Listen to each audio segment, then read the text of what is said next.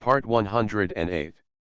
It's not that difficult to open a hospital in another world, right? Author, Giolan 2020.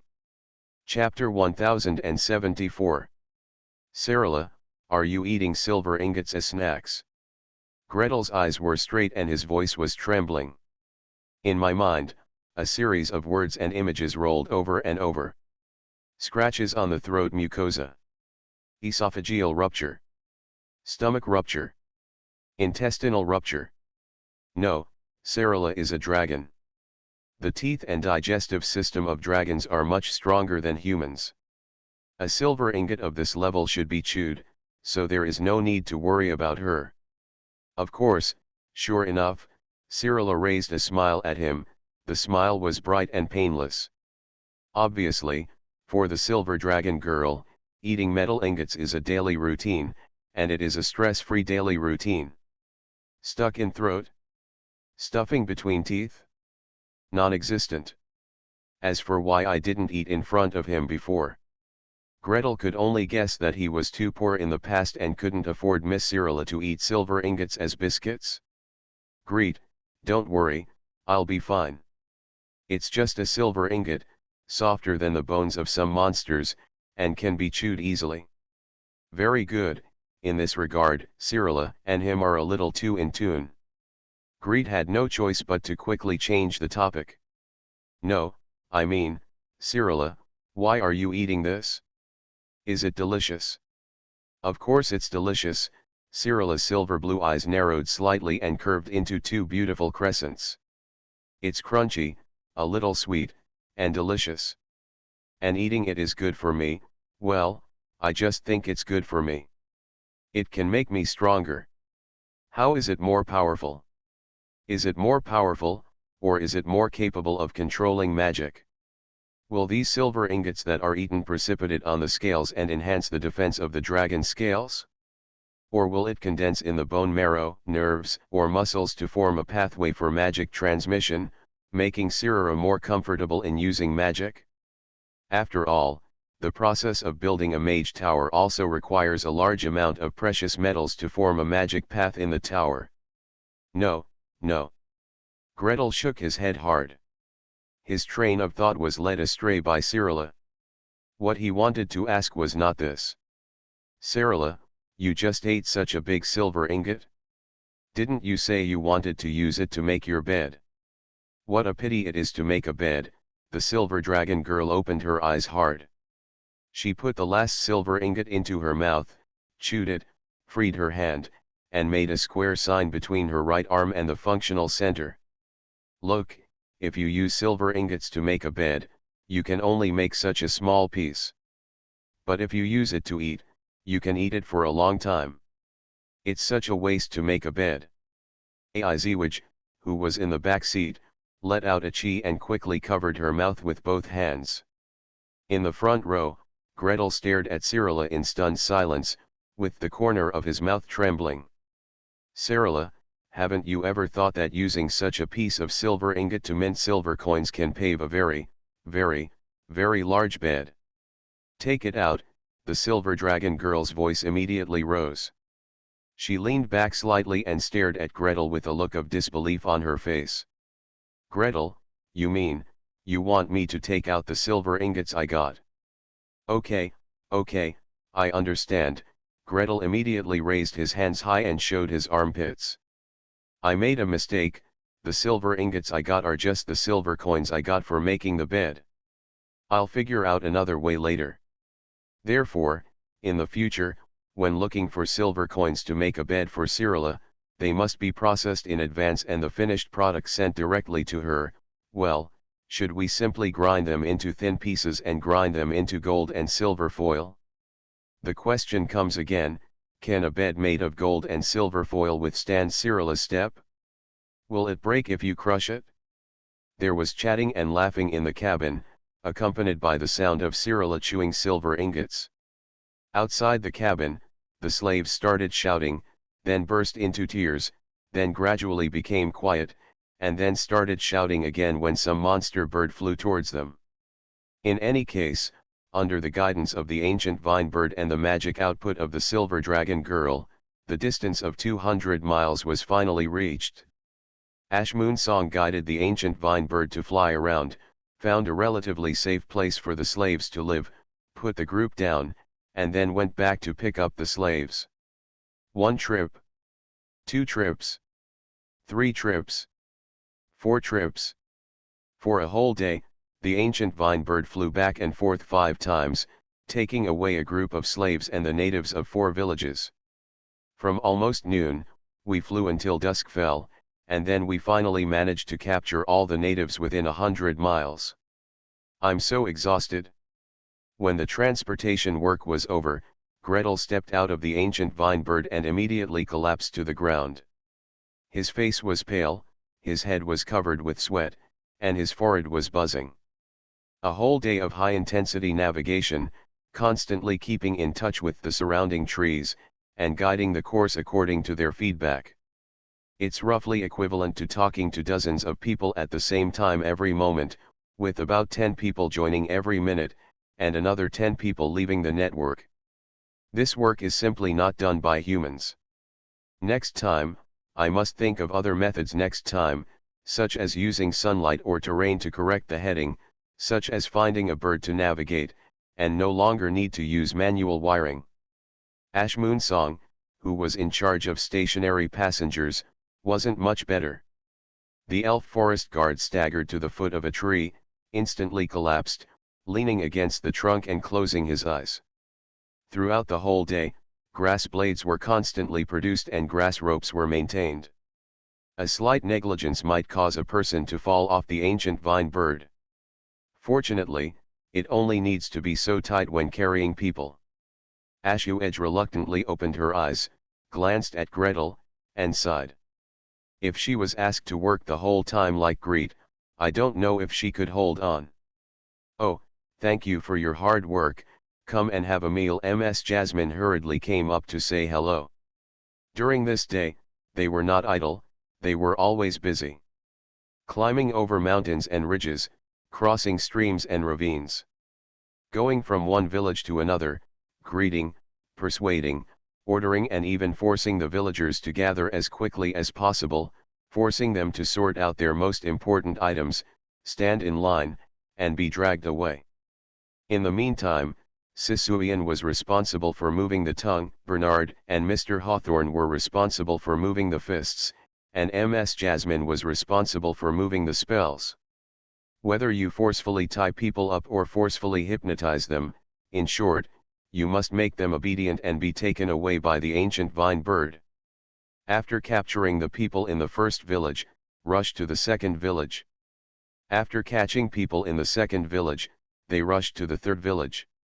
When the fourth village was transported away, a man, a half-elf, an elf and a barbarian collapsed on the ground, unable to move. Alas, it was really tiring to order these natives. It was so easy to catch them one by one. They wished they could even carry away their houses. And the farther back you go, the farther away the indigenous residents who need to be removed live from the transportation line. The shorter the distance you need to fly. In other words, the longer they, the ground support personnel, have to travel. The shorter the rest time is. And the work has not become less. After seeing off the last wave of villagers, Ms. Jasmine couldn't stop and quickly made a fire to cook. This tiredness only felt a little better when I saw Gretel and Ashmoon Song stumbling down the ancient vine bird one by one. It turns out that we are not the most tired. Do you see how tired those two are? Wait, isn't Cyrilla too tired? If this young lady is so tired, she will need a big dinner to fill her belly. Ms. Jasmine, who was thinking this way, saw Cyrilla pick up Gretel with one hand, let him float in the air, and follow her to the shade of the tree. The other hand is holding a silver ingot, chewing it click, click, click. Cyrilla, you. Oh, it's been a tiring day, so I need to fill my stomach. The silver dragon girl smiled sheepishly, turned to Sisuian, and nodded.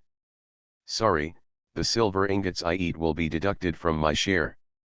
You can just eat. Sisuian bounced up from the ground. Dragon. This is a dragon. An adult silver dragon. The dragon wanted to eat his money and even said hello to him, so what objection could he have? Besides, the money wasn't taken out of his pocket, it was just snatched. He didn't do it just to snatch the money, and they just saved his life. All in all, people from 4 villages were successfully evacuated today. There are still 5 villages, all hundreds of miles away from the transportation line. Greet lay spread out under the tree, half asleep. Dimly, I heard 2 elves discussing. Have you visited all 5 of these villages? I've asked Asuka to spread the news. I'll run around again tomorrow to make sure they've all evacuated, and then we can leave. They refuse to withdraw. What should I do? Is it too late to forcefully kidnap them? It's possible, these villages are relatively close to the border, and there are far fewer roads to fly. I can't be so tired tomorrow. I have to maintain my physical strength and magic power, just in case the opponent's master comes. I don't know what level of masters they are, how many people are here. It was best not to fight if he could. If someone at level 18 came, Sarala would definitely be in front. He didn't want Sarara to get hurt. Greet thought drowsily. While thinking about it, he took the burrito from Sarala and stuffed it into his mouth without tasting it. After barely stuffing one in, I tilted my head and fell asleep on the spot.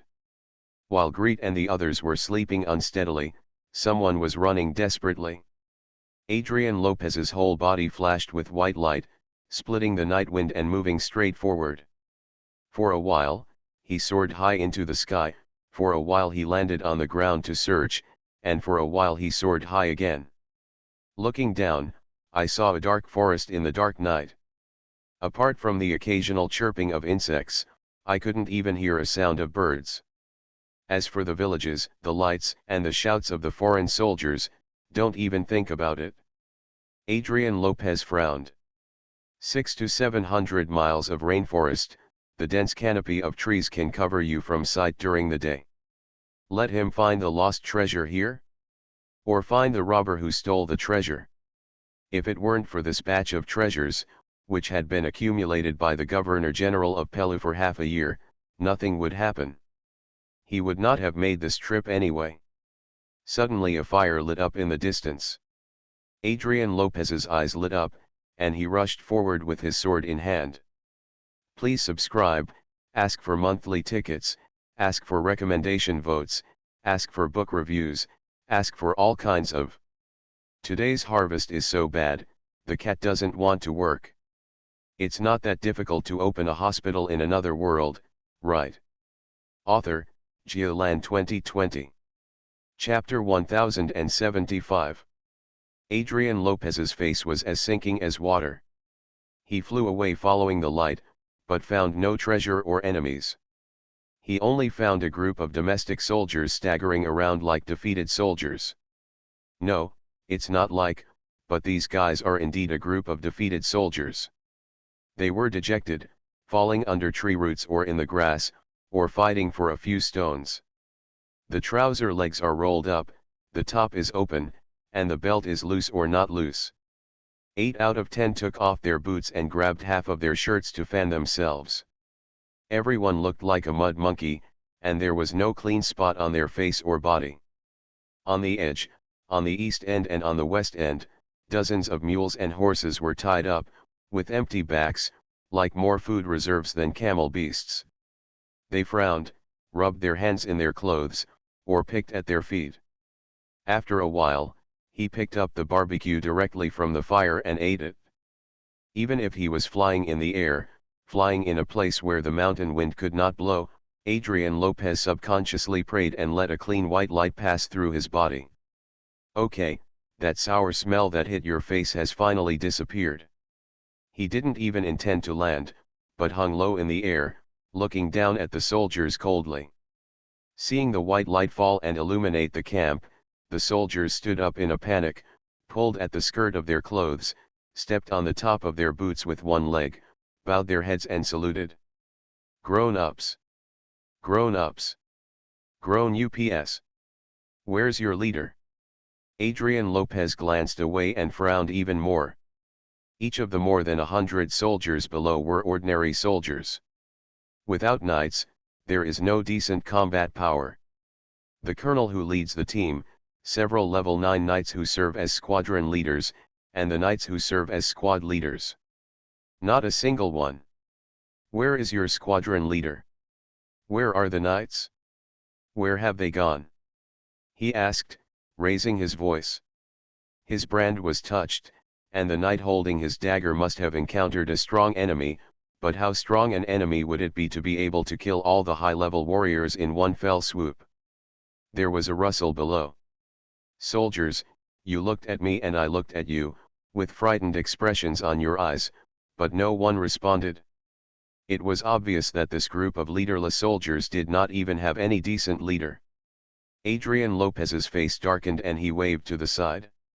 There was a loud bang, and a big tree nearby was cut off by the void and slowly fell down. Adrian said coldly. Say. Otherwise, everyone will die. As he spoke, he raised his hand, and a ray of white light fell on a soldier who was relatively neatly dressed and occupied a large stone. The soldier was startled, stood up straight, and reported like a barrage. They are all dead, my lord, they are all dead. There was an enemy attack last night and they shot 2 knights to death. Master Vasily chased out with half of the knights and never came back. He shivered. Even though the temperature in the tropical rainforest was not low at night, he subconsciously rubbed his arms and shrugged. Yesterday morning, a group of people came over yesterday morning. Without saying anything, they hung all the knights. Who is that person? How many? Occupation. Level. Adrian asked a series of questions.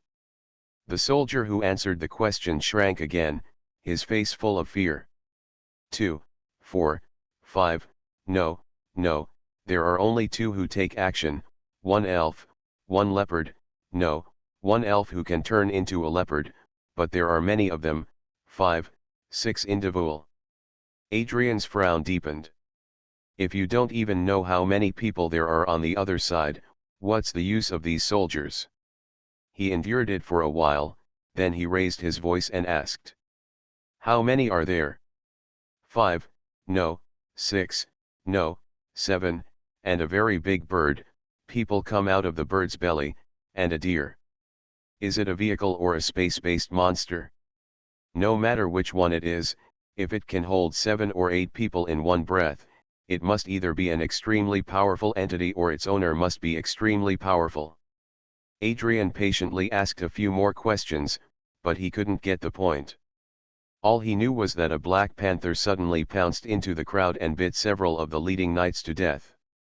Then he turned back into an elf and ordered all the other knights to leave the village.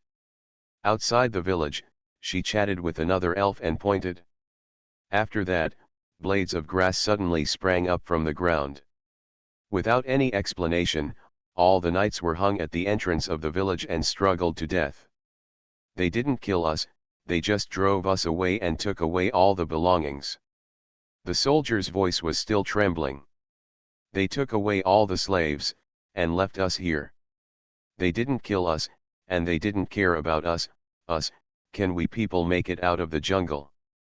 I'm afraid that even if I get out of the jungle, I will die.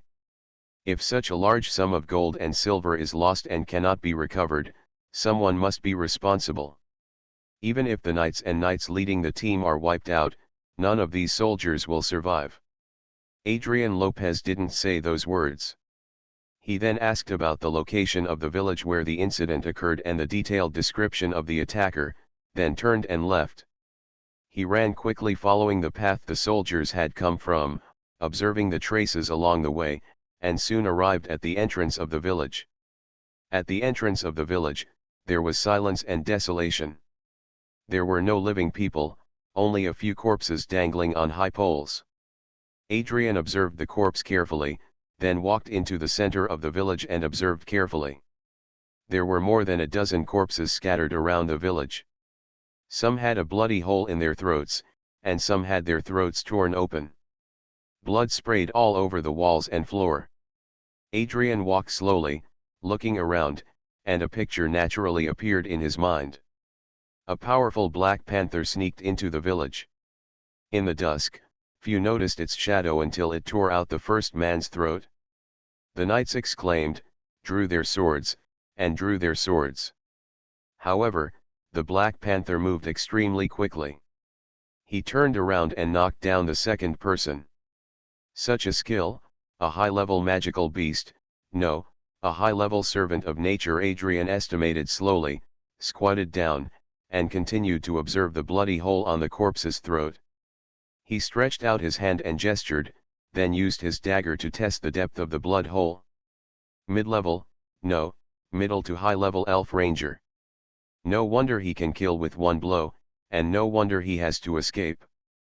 But why did this elf ranger come to attack alone? He got up and walked around, observing the corpses in the village. Most of the corpses were not cleaned up.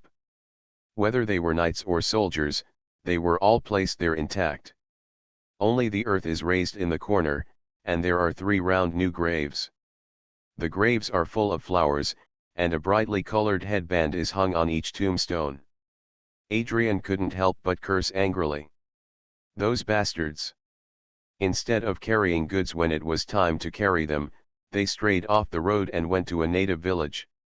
Adding these 3 new graves, Adrian can piece together the entire incident. There must be some guy who thought escorting was too hard and came over to have fun. It angered the nearby elf forest guards and took revenge, triggering a series of events. We still have to get the things back. Adrian took a breath and followed the traces of the colonel's killing. When it was getting dark, he finally found the location where the battle took place that night. He walked over carefully with a heavy expression on his face. The opponent has a master, who can kill level 13 knights with one blow, at least level 16. Well, this sword cut them all in half. The sword's power is endless. The opponent has a very strong warrior. There are also spellcasters, at least level 13, and probably even stronger spellcasters, which should not be underestimated. Servers of nature, more or less, also know some spells. The elf who was chased out immediately came to take revenge the next day, which shows that the other party's healer ability is not weak. A level 16 nature servant, a level 16 warrior, a level 13 spellcaster, and a healer who may be level 10 or above. There are 3 other people. If they are all level 16, as a level 18 heavenly knight, it will still be a bit difficult for him to defeat them. Adrian sighed slowly. But if you don't take action, it won't work. If he doesn't come over, forget it. If he comes over and doesn't take action, even he will inevitably suffer. Although the Heavenly Knight status is noble, the resources for training are usually provided by the Governor General. After losing such a large amount of wealth, it is conceivable that the resources that the Governor General can provide him will be withheld. He still wants to become a legend. If he can't become a legend at the age of 100, he will have no hope for life. His time is running out. Adrian jumped, ran, and quickly left the scene. He found a clearing in the forest, sat on a big rock, hugged the sword and closed his eyes. No matter what, you must adjust your condition first. After traveling thousands of miles to reach this rainforest, such a tired and overworked state is not suitable for fighting the enemy. Go to sleep, sleep until tomorrow morning. After praying to the Lord of Glory, your energy, stamina, and magic will be fully full. Then you can look for the enemy and fight. He fell into a deep sleep. But dozens of miles away, Greet, who had been asleep for a long time without knowing anyone else, suddenly turned over and opened his eyes. He stood up unsteadily, lowered his head, and walked out of the room with 1 foot raised and 1 foot lowered.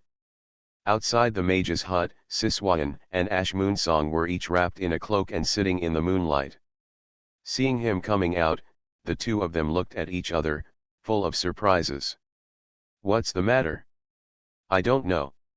Gretel yawned and rubbed his eyes. I just suddenly couldn't sleep peacefully. I thought about it, Hey, I'm going to the toilet and we'll talk later.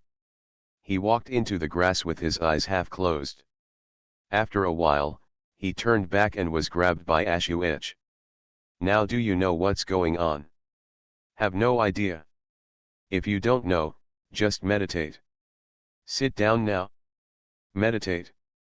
Integrate your spirit into nature. Oh.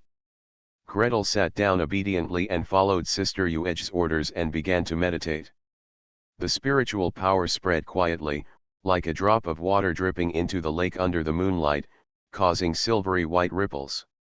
After an unknown amount of time, he suddenly opened his eyes. There is a strong enemy, nature tells me that there is a strong enemy, approaching with anger and malice. Please subscribe, ask for monthly tickets, ask for recommendation votes, ask for book reviews, ask for all kinds of. Thanks to the strong sea monster for the 1,500 starting coins reward. Thanks to Song of Savathun for tipping 100 starting coins. You are listening to Novels at Bless Up channel. Wish you happiness and luck. Please subscribe to receive new novels. How do you feel about this novel? Please like and leave a comment. It's not that difficult to open a hospital in another world, right? Author, Geoland 2020. Chapter 1076. The pain of the forest still boils. The anger of nature has not yet subsided. Those big trees that were cut off and fell to the ground, their crowns, even remained alive, and it would take many, many days before they withered and died. Therefore, when Adrian Lopez, who had the same aura as the intruder, but more condensed and sharper, came to this forest, almost the entire forest was shouting. All the trees and all the birds are reminding their friends and the guardians of nature in their own way. Careful! Careful! An enemy is coming. To the ears of people who cannot hear the sounds of nature, such a sound may be just the shaking of leaves or the cry of a night bird. However, to the ears of nature's darlings, it is so loud that it can be heard even from dozens of miles away. People are awakened from their sleep. Ashmoon Song was awakened. Sisoyan is awakened. Even Greet, who was in a daze and confused, felt that he had to wake up. Although he had no idea why he was uneasy, if he hadn't been pressed on his head to meditate, he wouldn't have received the natural warning at all. Even so, Ashu Isong and Sisuyan looked at each other and saw the other's obvious joy. Gretel is a cub after all. Still a cub with only half-elf blood. To be able to be so sharp without formal training, your future development is limitless. So, should we strike first? Half an hour later, everyone, including Cyrilla who was a little annoyed to get out of bed, was shaken up and sat together in the mage's cabin. Ashmoon Song was the first to ask. Should we kill him before he finds out? Use the power of the forest and the power of nature to kill him directly. Kill it! Kill it! Cyrilla was eager to give it a try. The silver dragon girl clenched her little fist and waved it vigorously. With a snap, Gretel subconsciously stepped aside, almost suspecting that she was about to make an air explosion.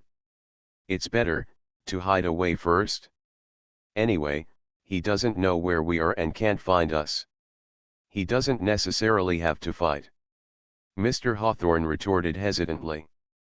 Mercenaries and adventurers are not afraid of fighting, but they will never engage in meaningless battles. No commission? No deposit? Don't we meet on a narrow road and have to fight? Then why rush in and fight? Just to hate someone, or someone who may be or might be dangerous to them. For such a reason, you would travel dozens of miles to fight an enemy of unknown strength and risk injury or even death. No way. Mercenaries wouldn't do such a thing. I don't think it's appropriate either. Ms. Jasmine softly echoed her husband's opinion. We are still far away from that enemy. We are already very tired. Running in the middle of the night and getting there may not necessarily achieve the effect of a sneak attack. It is better to wait and find a suitable battlefield for us. Syrira's face fell, and she instinctively wanted to retort.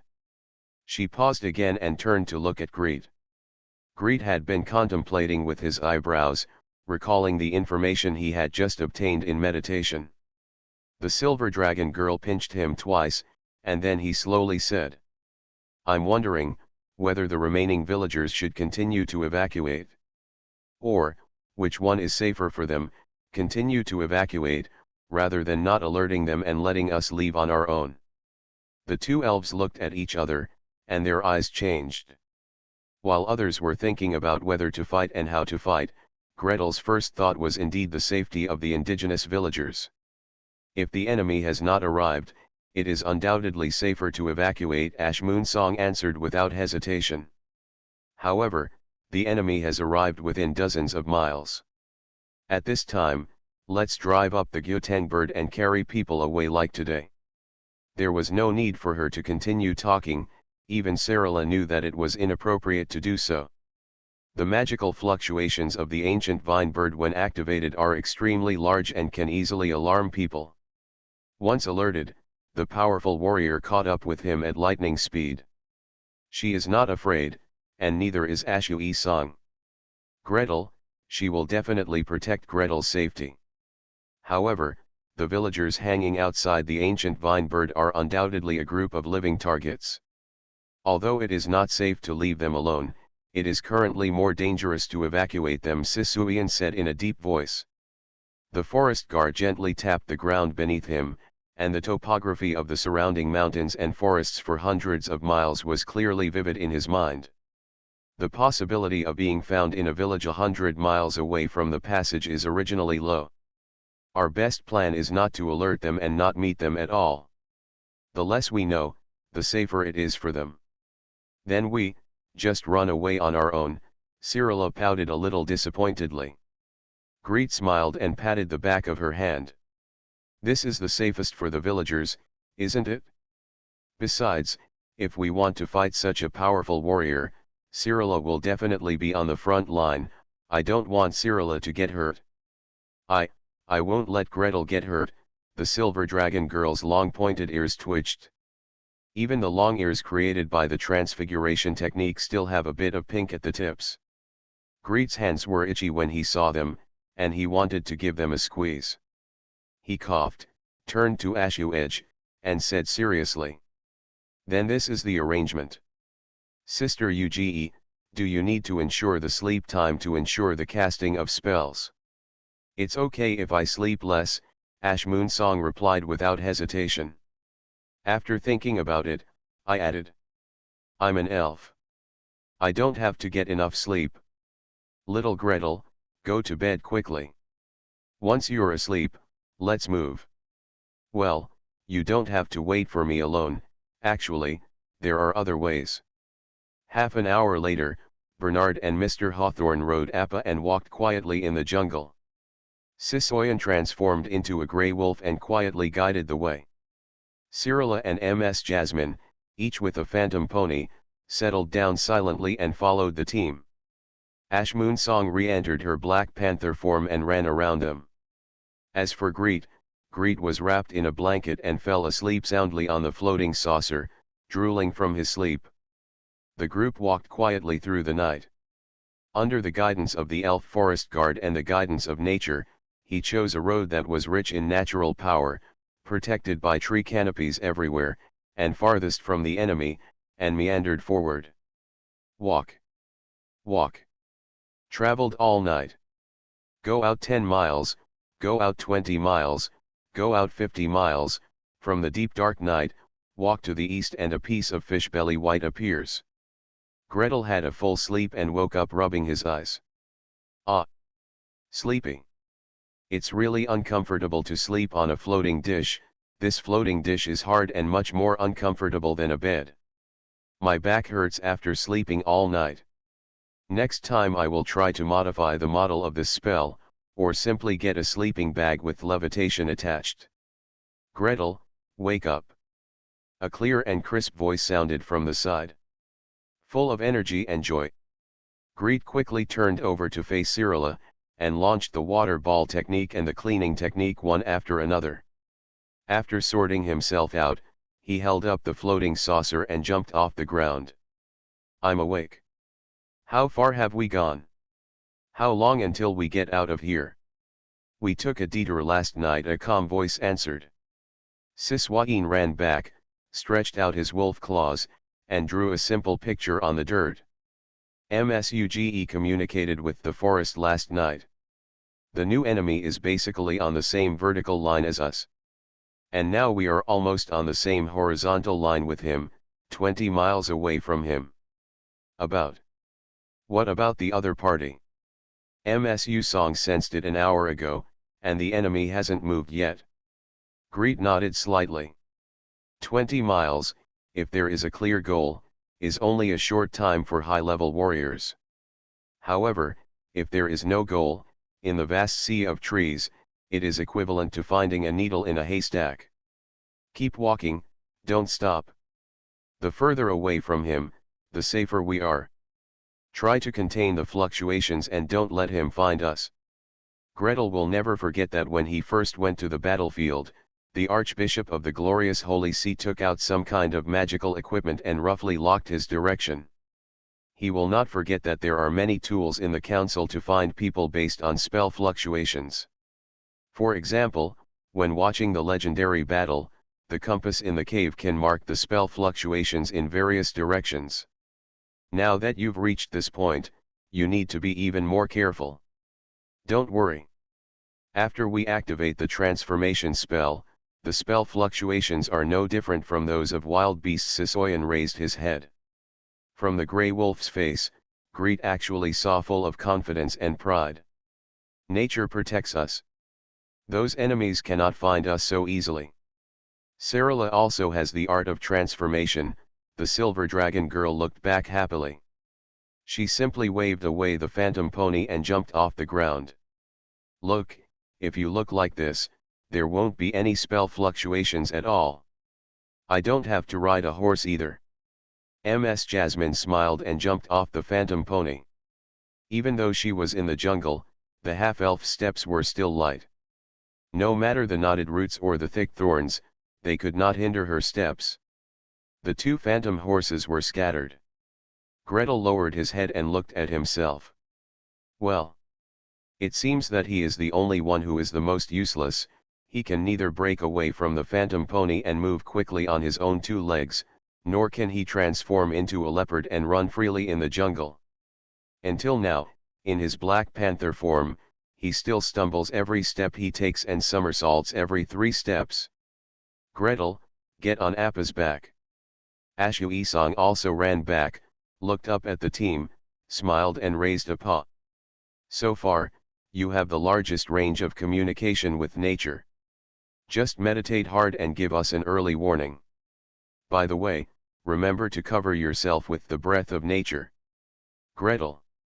He grumbled and got on the silver moon deer, closing his eyes.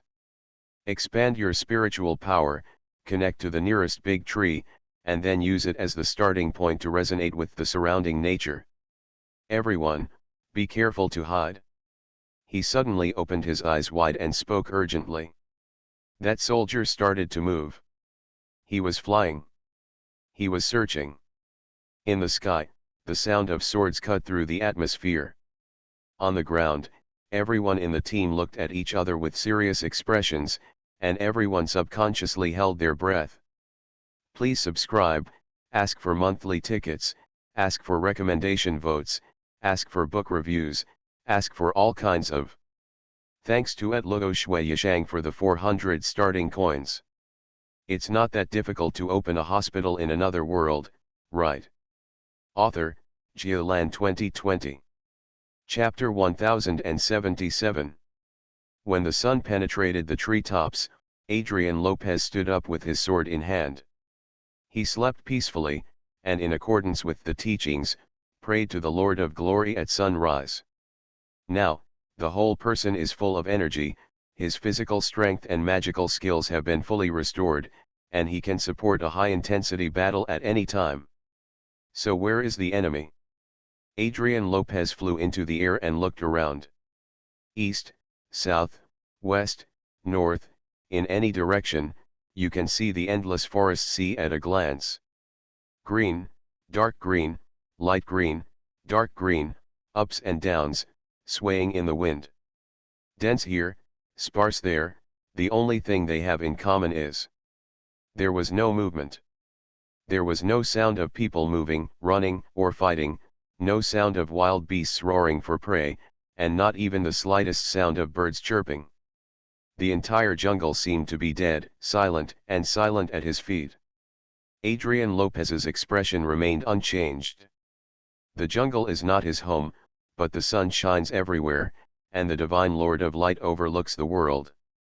As a level 18 Sky Knight, as long as you pray to God, you will get a response soon. My Lord, your light shines on all things, and you know everything in the world. He knelt in the air, holding the sword in his arms, and prayed devoutly. Please, for your devout believers, show me the direction in which my long sword should strike. The sunlight rippled gently, as if answering his prayer. Adrian Lopez descended slowly, kneeling on the treetop with his knees weak, holding his breath and concentrating. In the Heart Lake, a bright sunshine spread out in all directions with himself as the center. Under the sun, everything loses its true shape and turns into large and small light spots. Some are as dim as incense, some flicker like candle light, and occasionally a few are as bright as the dying fire in the stove. No. No. Neither is this. During meditation, Adrian continued to receive this information, denying one clue after another. The faint light like incense and candle light is only level 1, the light like a dying stove fire is less than level 5. And these lights, little by little, stayed in place motionless. At first glance, it looks like a powerful plant, not even a monster. The enemies who robbed the transport team were at levels 15 or 6. Under the illumination of this divine magic, the light must be so bright that it is definitely impossible to be among them. Have you fled far away? Or are you hiding and refusing to come forward? Adrian thought about it carefully, shook his head, and rejected the idea that the enemy had escaped. If it was just to rob treasure, then a day and a night would be enough for a level 16 master to escape hundreds of miles. However, an elf who would stand up and carry a high-level knight to the death of the natives, would he escape? Even if he can escape, he will arrange all the surrounding natives before escaping. Like the soldiers said, they even took the slaves away with that weird big bird. Then, this person, or this group of people, should still be nearby. All he has to do is find them. Find it and kill it. Move position and pray again. The detection radius of this magic is 20 miles, so as long as you pray 15 times, you can cover the entire length of the post road. Walk. The long sword vibrated, and a pure white flame burst out from the front, lifting him forward. The huge sound of breaking wind, carrying the pressure of high-ranking heavenly knights, passed over the top of the tree crown, cutting the airflow and splitting the tree tops. The leaves were broken, the twigs were scattered, and the green forest sea was plowed by the sword wind to create a deep sword mark. The animals ran away in panic, the birds buried their heads firmly under their wings, and centipedes, poisonous snakes, and ants swarmed in chaos. In the distance, Gretel and his group huddled under a tree, holding their breath subconsciously. Bernard and Apia were lying side by side under a leafy old tree, with a cloak covering both of them at the same time. On the top of the cloak, the grass blades were swaying, but it was Gretel who temporarily sprinkled a handful of grass seeds on top, triggering another wave in time. Needless to say, looking down from the tree crown, even from the ground 20 meters away, you can only see a patch of grass. The Hawthorne couple were dressed similarly, except that it was Ms. Jasmine who was responsible for spawning the grass seeds. Ashmoonsong and Sisoyan each deformed and lay in the grass. From their shapes to their magic fluctuations, they were no different from ordinary beasts. Only Greet and Cyrilla were not wearing camouflage nets. The two of them were next to each other, leaning against the tree trunk. The big tree naturally hung down a branch, and the dense leaves completely covered them. The rumbling sound of the sword came from far away, then gradually faded away and disappeared.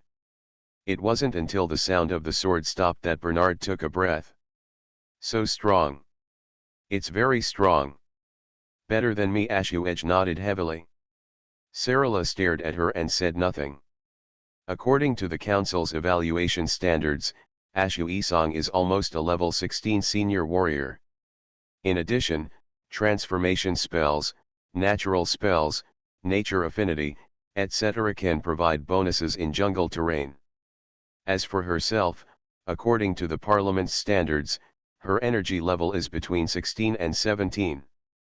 Of course, given the dragon's natural size, defense, and abundant magic power, it would take 5 or 6 level 16 to level 17 opponents to fight her successfully. Well, that's if she's experienced in combat. The problem is that Miss Sarah's combat experience is not rich at all. Except for the little bit in the dragon family's inheritance memory, she has hardly fought. So, this enemy is level 17 to 18. Gretel's face was dark. During the time when the sound of the sword passed by, he had been comparing the memories in his mind.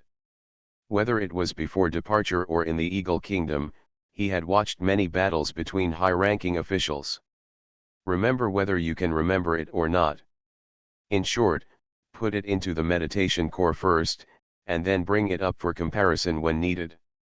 Now it seems that the speed of this enemy's movement and the power of his attacks should be at level 17 to 18. It's a difficult enemy to deal with. From level 17 to level 18, the Heavenly Knights of the Glory Holy See have begun to move towards legend, or in other words, their whole people have begun to become sacred. Even, because of faith, the whole person can be transformed into a purer form. Specifically, it is easier to use divine magic, and the effect of receiving divine magic treatment is stronger. Even if some vital points are injured in the ordinary sense, they will not cause death immediately. It's difficult to fight, it's best not to fight, it's best to sneak past. He murmured and grasped Cyrilla's hand tightly. If a level 18 Sky Knight attacks with all his strength, Cyrilla may be able to take the hit, but he will definitely be injured. Ash Moonsong might be able to successfully escape in the jungle, but forget about winning. Everyone else is not an enemy at all. As long as he drives up the old vine bird and tries his best to escape, coupled with the stuff from the bottom of the box given by the teacher, he might be able to escape. Beat. Why fight? After hearing the sound of swords disappearing in the distance, the group of people stood up and tiptoed forward. One kick high, one kick low, and after walking 4 or 5 miles, the violent sword roar tore the forest apart again. He is searching in the distance, he is not walking in the same direction as us, we can just sneak over. Greed held Cyrilla's hand tightly and whispered comfort. The sound of the sword sounded for a moment and then disappeared, getting further and further away from them. Seeing the sun move across the sky, the sound of the sword was already 100 miles away. Everyone just breathed a sigh of relief when they heard the sound of thunder rising rapidly, getting closer and closer. That elf. Stand up. Amid the angry shouts of the Heavenly Knight, Gretel and his group raised their heads and followed the sound. I saw a middle-aged knight standing high in the air, wearing a thick silver-gray armor, reflecting the bright sunlight, making it almost difficult to open one's eyes. This armor is so expensive. The silver dragon girl whispered. The surface of this armor is etched with various complex defensive runes and golden carvings. In the middle of the breastplate is the iconic decoration of the glorious cult, which is brilliant and brilliant. But Gretel was very suspicious. What caught Sarah's attention was the big gem in the middle of the breastplate. By the way, how big was that thing? You can see clearly from such a distance. Is it as big as the Mountain of Light? Or is there a Hope Blue Diamond, or something as big as the heart of the ocean? Gretel silently cursed, then saw the Sky Knight swinging in the air, dozens of heads falling like raindrops, then he raised his sword and slashed down with all his strength.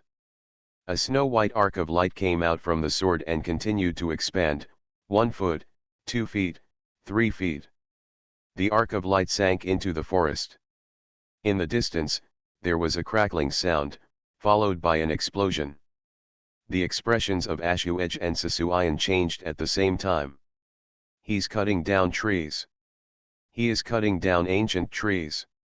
Kool-Aid, Logan, Bana. Sisuian was obviously much more familiar with the forest here. One by one, he called the names of the ancient trees, his eyes full of fear and anger. The trees he chopped down were all the oldest trees, the strongest and oldest. These are all my friends, the ones who can become tree people in the future. That elf.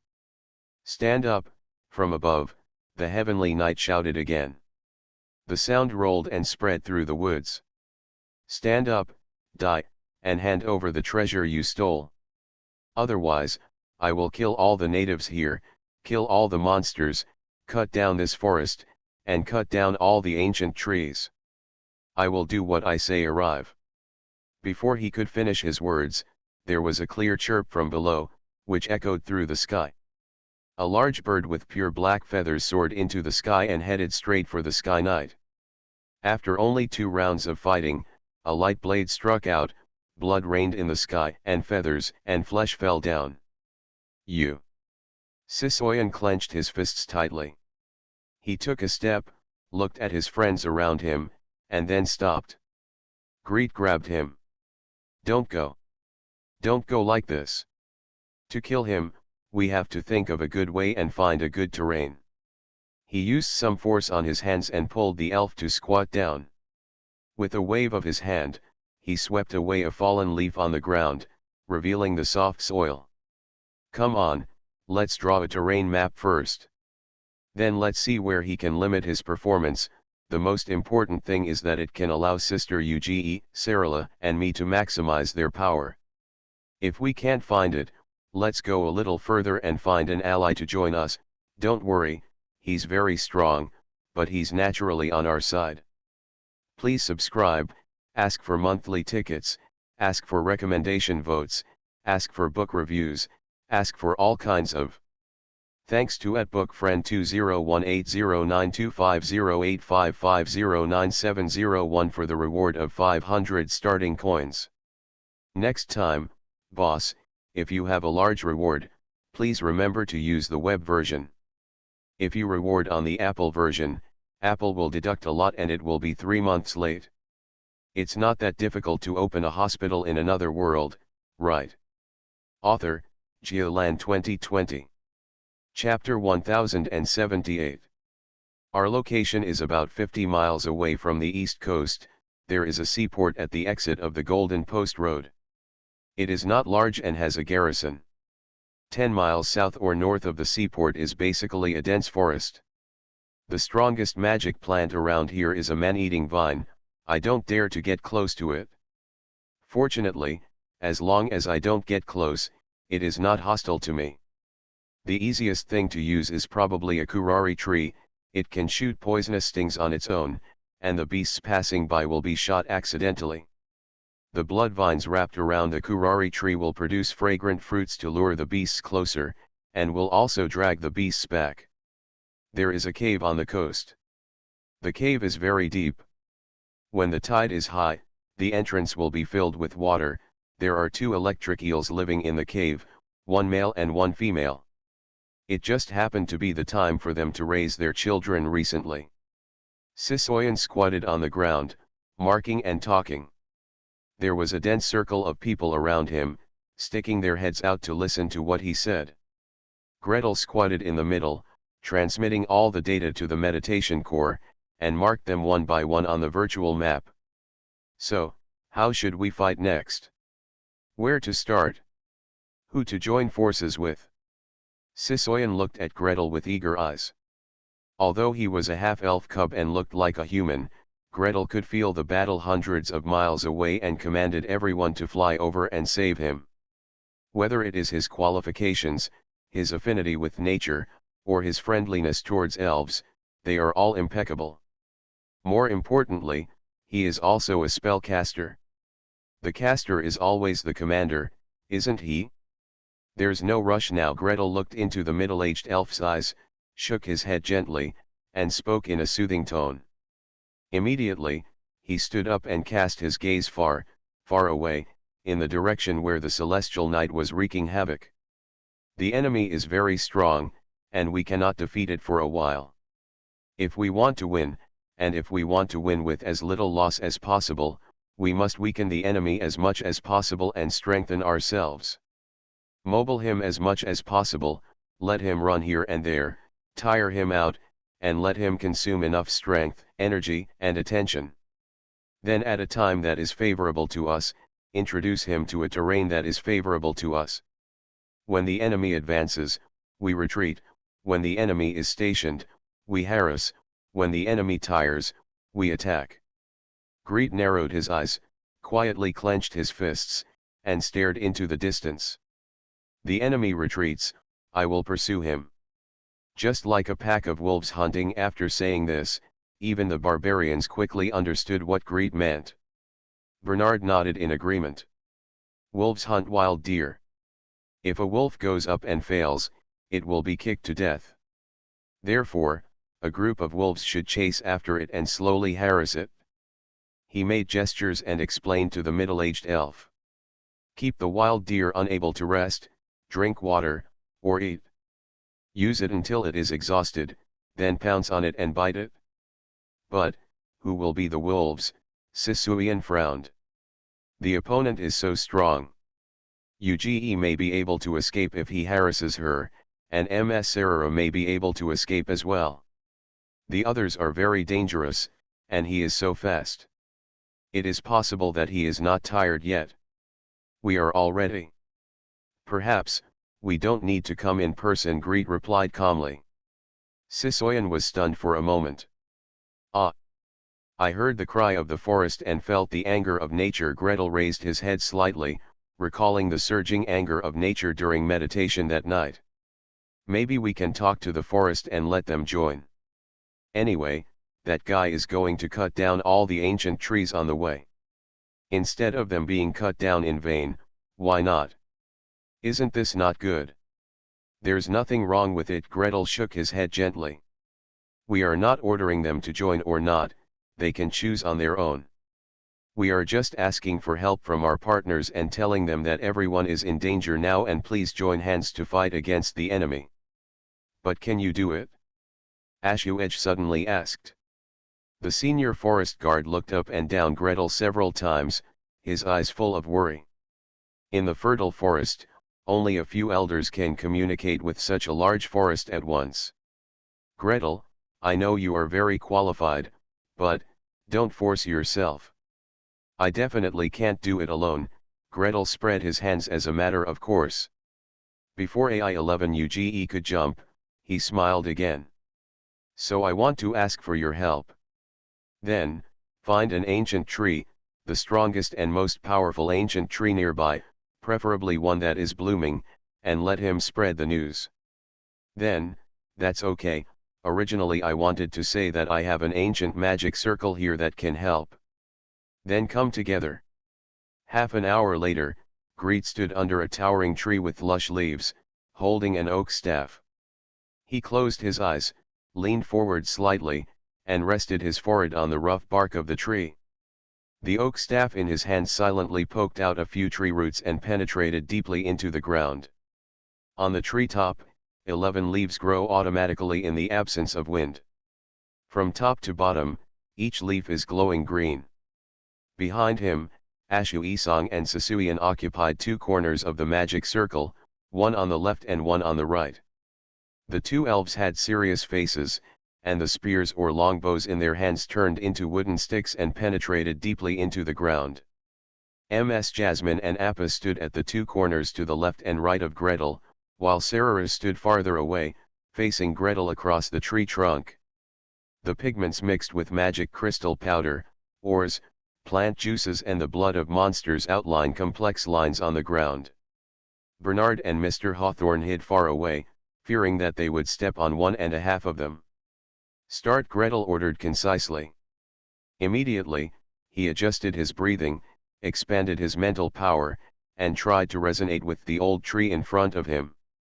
An enemy is coming, an enemy is approaching, please help me, please help us, tell your friends in the forest, tell your compatriots in the forest, let us fight together.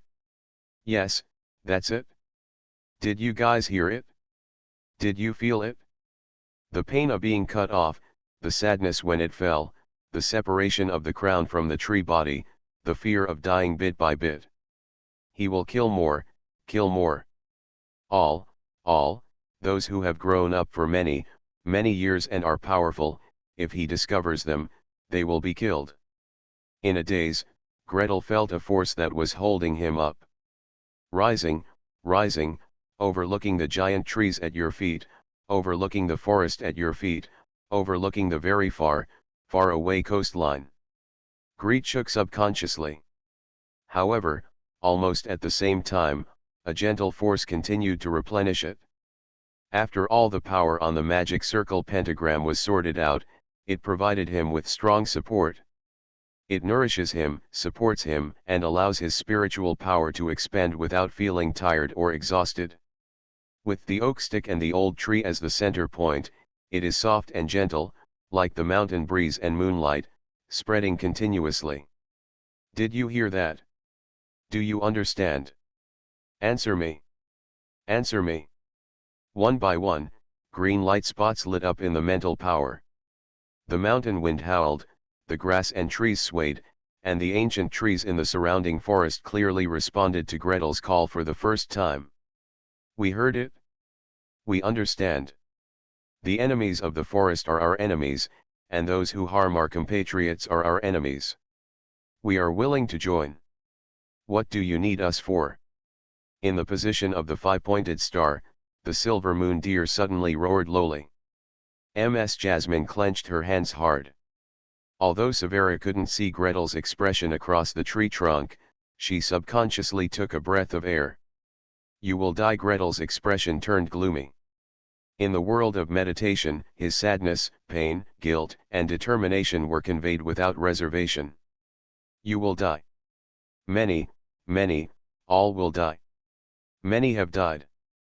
We heard screams. The enemy is coming, ah dash. Everyone will die. It's better to fight. Fight. These demonic plants, which have grown for hundreds or thousands of years and have developed great strength and wisdom, are scrambling to convey their thoughts to Gretel. Gretel took a deep breath, gathered his energy, and communicated with the farthest point of light. Declare your presence. Make a noise. Make the biggest noise to attract him. The green light spot suddenly became brighter.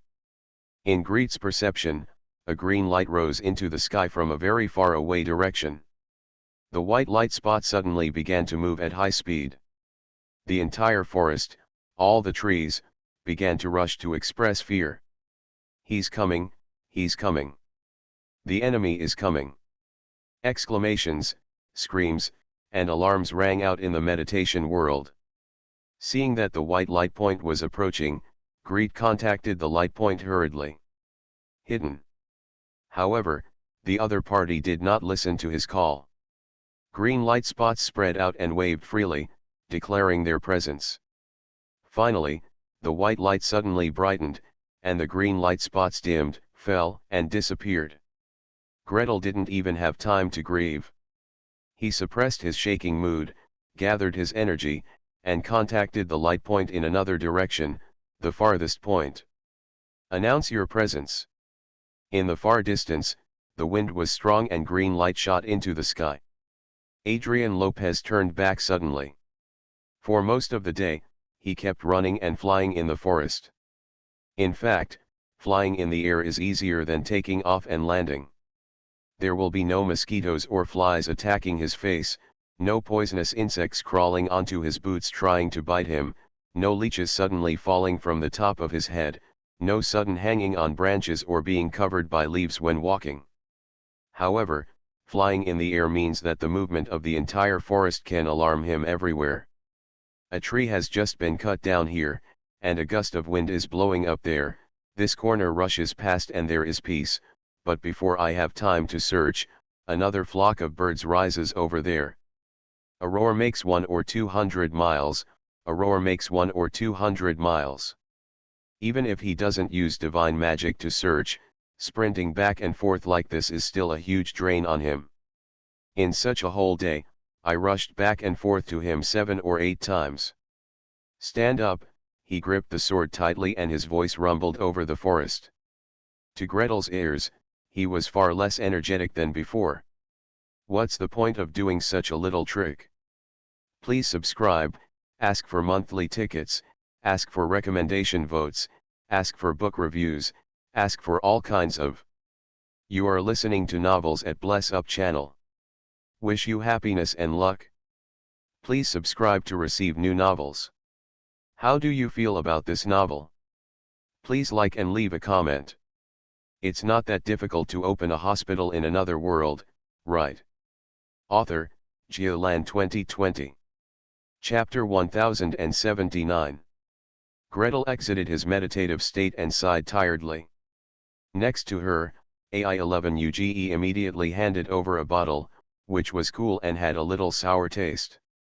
Gretel took a deep breath and immediately felt refreshed. He took out a piece of green tree heart and put it on his forehead. Gretel, are you okay? Does it matter? Sirara immediately reached over the tree trunk and reached her head. Greet closed his eyes for a while, until the color of the heart of the tree became lighter and lighter, turning into an almost invisible light green, then he shook his head. I'm fine.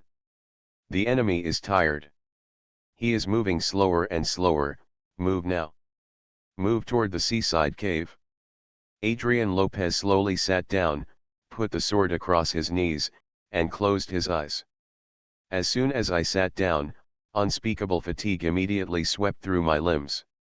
After a whole day of high-intensity sprinting, even though he was a level 18 heavenly knight, he was still very tired. However, at the end of the day, it was not without gain. Hide your head and show your tail, he snorted softly. From east to west, from south to north, there are strange movements coming out. Try to move him as far away as possible.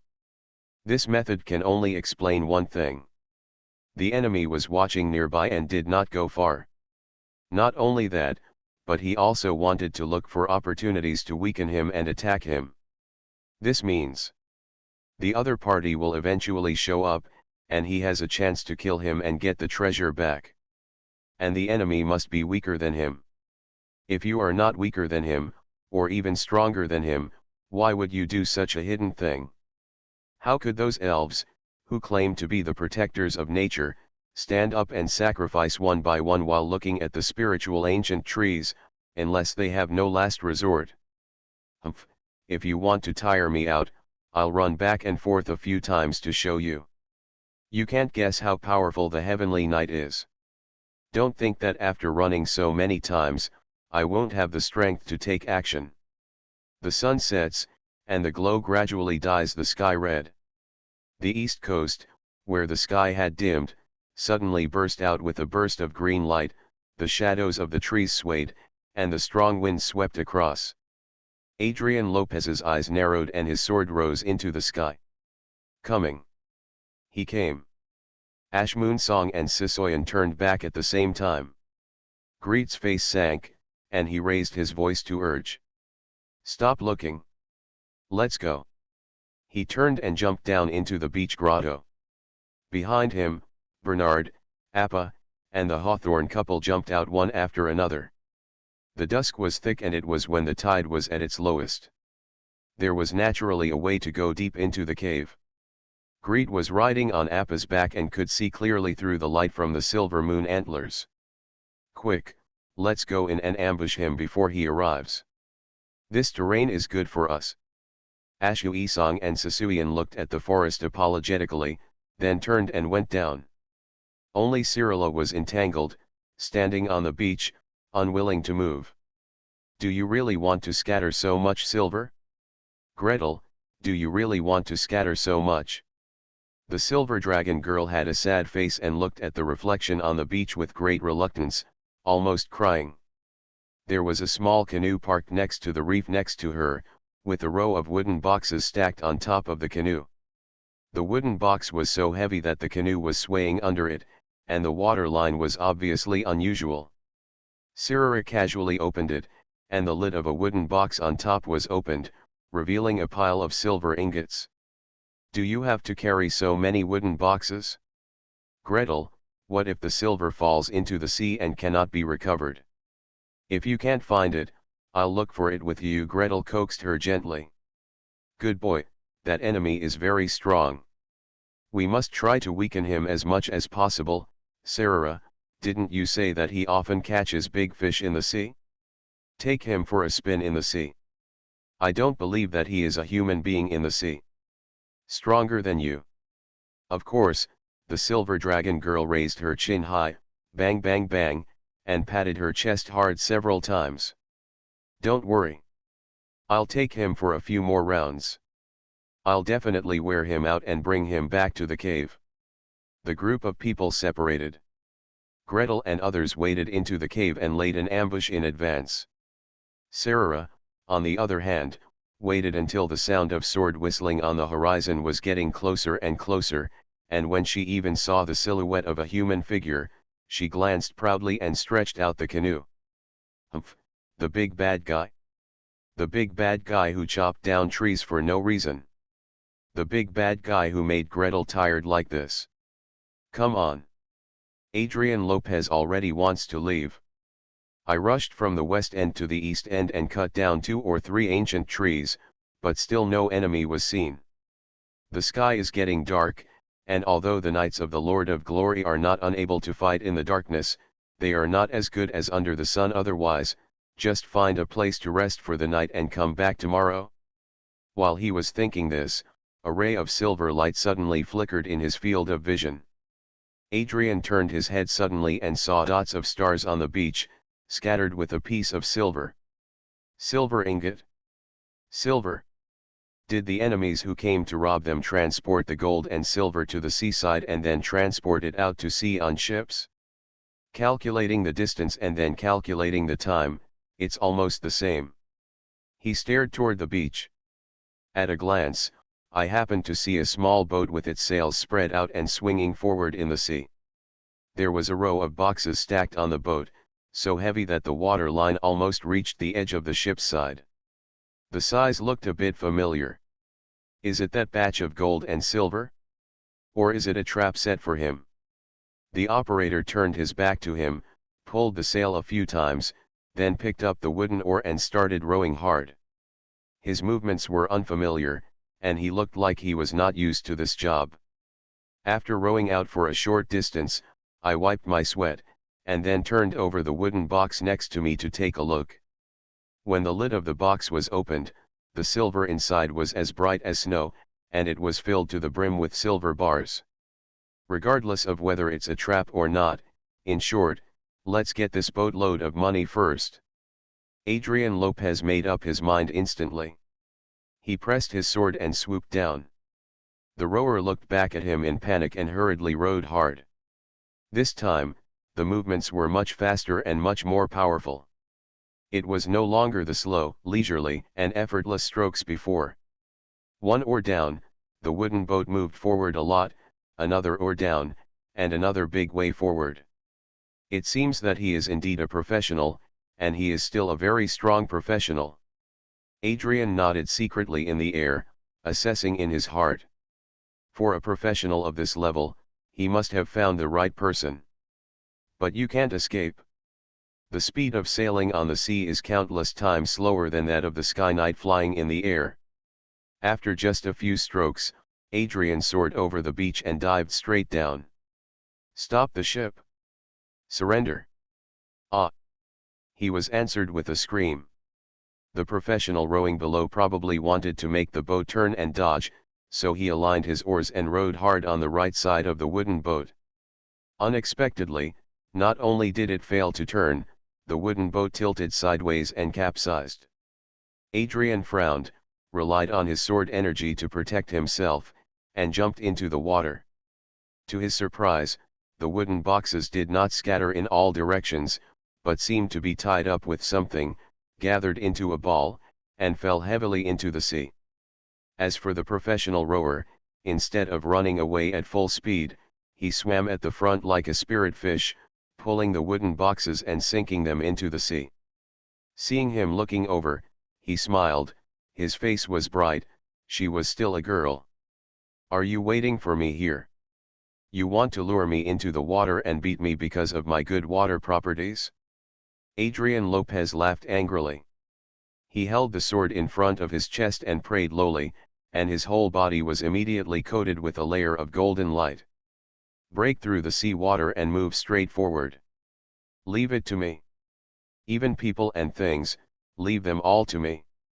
Although the speed of moving forward in the water was indeed much slower, it did not prevent him from getting closer to the girl little by little. 100 meters, 50 meters, 20 meters. Suddenly, the girl looked back, smiled, and reached out to touch. There was a roar of water, all the wooden boxes disappeared, and a vortex appeared between the two people, spinning rapidly. The girl retracted her arm, lowered her head and plunged into the deep sea. "Space equipment? Very good, I can earn another space equipment this time." Adrian Lopez was not surprised but overjoyed, and dived immediately. The deeper you go into the sea, the darker your eyes become. The light on the sword body and armor can only illuminate the surrounding area for about 10 meters, and no seabed, rock walls, or reefs can be seen. Fortunately, the target was never lost. After putting away these boxes, the girl's speed suddenly increased. Her body swayed gracefully, and she swam effortlessly in the cold, dark water. The distance between her and him even began to widen. "You can't escape," Adrian Lopez gritted his teeth. In this short time, he had dived to an unknown depth. Even as a sky knight, he felt the pressure of the sea water on his body. The fight must be resolved quickly and cannot be delayed for too long. He gripped the sword tightly and prayed quietly. The sword's body glowed with white light. Adrian swung the sword vigorously, and a bright sword light came out of the sword's body, straight forward. Wherever he went, even the sea water was emptied, heading straight for the girl. Danger! The scales on Cyrilla's body stood up instinctively. If it was on the snowy mountain, if it was on the silver dragon's home ground, she might use her scale armor to carry it. However, at this time, she took a deep breath, pursed her lips and spat out. Ice breath. Although the ice breath is much weaker in the human form, it still does not prevent the surrounding sea water from freezing immediately. Cyrilla pushed off the ice with all her strength, hurried forward, and added a defensive magic spell to herself. Force field barrier, high mage armor, ice armor. Then try to change direction. There was a clicking sound behind her, and the ice cubes formed by the sea water shattered. The sword energy passed above her, and with just one glance, her defensive magic was shattered layer by layer. Missed. Hey, missed. Change direction. Change direction again. Dive deeper. Come and catch me. Cyrilla took the swordsman in circles and circles in the deep sea. Until she saw the other party beginning to rise, and seemed to want to give up the pursuit, she suddenly lowered her head and plunged into a large hole in the rock wall. At the entrance of the cave, there are several broken wooden boxes leaning horizontally and vertically. Arrived at the opponent's lair. "The other party tried so hard to lure me here?" Adrian Lopez sneered. "Don't think that I won't be able to hold on after swimming under the sea for so long. As a level 18 heavenly knight, my body has begun to be sanctified, and I can hold on for much longer than you think. Let me see what traps you have prepared. Please subscribe, ask for monthly tickets, ask for recommendation votes, ask for book reviews, ask for all kinds of. Thanks to at Song of Savathun for the 233 starting coins. It's not that difficult to open a hospital in another world, right? Author, Geoland 2020. Chapter 1080. The sound of water rushing. The cave is so dark that you can't even see it. Adrian Lopez, sword in hand, marched along the waterway with all his concentration. This waterway is so thin, narrow, and winding that even if the long sword shines brightly, it cannot illuminate it clearly. If he is even a little careless, he will hit the stone wall. It's not that I'm afraid of getting hurt, it's just that the waterway is winding and has many holes, so you might lose someone if you're not careful. If you lose track, all your hard work will be in vain. Stop! Stop! Adrian roared in his heart. However, the underwater world was extremely quiet. He could not transmit sound across the water, so he could only look ahead bitterly. The girl in front had a soft figure and was as nimble as a fish in the water, but Adrian himself only relied on the blessing of divine magic and the long sword to run rampant. Changing direction and turning in the water are much clumsier than the other party. If you hit your head against a rock, let me see where you take me. Let me see how you and your companions want to deal with me. No amount of tricks can compare to the crushing force of absolute power. Dive, come up, dive again, come up again. The waterway meandered and changed direction several times in succession. Suddenly, the girl in front turned back and stared at him. The long silver hair spreads out in the water, creating a translucent sheen that looks like a dream on the dark seabed. Even if Adrian Lopez was full of murderous rage, his mood dropped at this moment, and a thought arose. Otherwise, if this girl is willing to surrender, I won't kill her? Isn't it impossible to take prisoners? Just when he thought of this, the girl in front raised a smile and suddenly dived down. Holding the stone wall with his slender hands, he flashed his body and slipped through the gap in an instant, disappearing. Adrian hurriedly caught up, looked down, and was speechless for a moment. The girl's slender figure could easily slip through that gap. However, with his size, not to mention wearing armor, even if he took off the armor, he could not get through. The cave is not deep and is only about the length of 3 or 5 human bodies.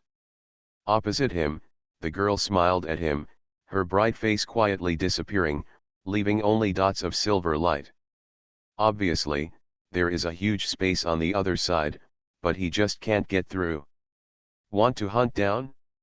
Either split open the cave, or change the road. Adrian raised his fist and hammered the stone wall hard, frowning involuntarily. I don't know what kind of material this stone wall is made of. It is extremely hard. Even he can't split it casually without using magic. He kicked the stone wall hard and retreated like a sharp arrow. Suspended in the water, with a low groan, the light on the sword shined brightly, illuminating the bottom of the water. Looking left, right, up, down, on the stone wall in front of me, apart from this small hole, there is really no other way. In other words, there is no second road wide enough for people to walk on. Back off. It's not like there weren't other caves on the way. However, it is completely unknown where these caves lead, whether they can lead to the end, or even whether they are a dead-end road that gets narrower and narrower. Adrian pondered for a moment, grasped the hilt of the sword with both hands, and assumed a half-kneeling position on one knee in the water. He lowered his head and began to pray silently. My Lord, you are the Holy One in heaven, you are the Master of all things, your devout servant asks for your attention, so that the glory of heaven can come to earth. After praying, a sword was thrust out. White light shone around the sword body, and it penetrated the stone wall as if it were rotten soil. With a casual twist, a large piece of gravel fell from the cave. He picked up the water and threw it to his feet. With just one stroke of the sword, the narrow stone cave in front was enlarged into a hole that was 1 person long and half a person wide. Adrian swam into the cave and stabbed out with his sword again, expanding it further. He raised his sword for the 3rd time, and just as he was about to take action, he suddenly felt a chill on his body. He turned back subconsciously. The hole in the back, where he swam from, had disappeared at some point. The stone wall stood quietly in front of you, as if there had never been a cave here. The enemy is taking action. Adrian was not surprised but delighted. He turned the sword upside down, stabbed it backwards, and twisted it. The golden light on the sword shone brightly, and the stone walls, the top of the cave, and the bottom of the cave were twisted into countless pieces. As big as a fist, as small as gravel, they were scattered into the water. Boom! Boom! Boom! Wherever the sword light passed, various attacks continued to explode up, down, left, and right. Below, a ball of flames shot out straight towards Adrian. Before contact, the surrounding sea water was boiling, and the heat could be felt through the armor. On the left side, several soft foreign objects floated out silently and wrapped around Adrian's armor. The Sky Knight quickly swung his sword, and with a startled glance, he saw that the foreign objects were actually some dark tentacles, half empty and half solid, and completely weak. On the right side, there was an empty space, as if there was no attack at all. However, Adrian felt a tightness in his chest, nausea, and vomiting. What was it? What kind of attack was it that hit him before he even felt it? Behind, above. They are all spell attacks, and they are all orthodox, the spell attacks of those heretical magicians. Sure enough, the spellcaster took action. Adrian was caught off guard, the runes on the armor and the huge gem flashed with light, and he managed to block the first wave of attacks, leaving his master unscathed. He smiled coldly, pointed his sword, and said loudly, "Hold fast." A ball of golden light shot out, passed over his head, and bent down. 1 divided into 2, 2 divided into 4, 4 divided into 8, in a moment, it turned into a cage of light, covering him tightly inside. Those flames, tentacles, sound waves, acid, and all kinds of attacks were hitting the light cage crazily, but in the end they all came back in vain and had no effect at all. Humph, in the face of absolute power, these attacks are child's play. Adrian raised his voice coldly. The sound spread far away, hit the stone wall, and then reflected back far away. Otherwise, the ocean floor was silent and quiet. It's as if the attacker never existed from beginning to end, but just triggered some spell traps. However, the wave of attacks just now had even drained the nearby sea water, revealing an empty space, indicating the existence of powerful power. Adrian listened intently and remained silent. He spoke loudly, but was secretly surprised in his heart. Every spell attack has at least 6 levels of strength. If his armor hadn't automatically reacted, and if his defensive magic hadn't been strong enough, even he wouldn't have been able to catch it with his body unscathed. How many methods does the enemy hiding in the dark have? The surrounding spell traps were gradually exhausted, and the golden light cage gradually dimmed. Just when the golden light was about to disappear and the new magic was about to be unleashed, Adrian suddenly felt a shiver all over his body. Cold. So cold. It's bone-chillingly cold. From the end of the cave, from the direction where the girl disappeared, an astonishing cold air blew.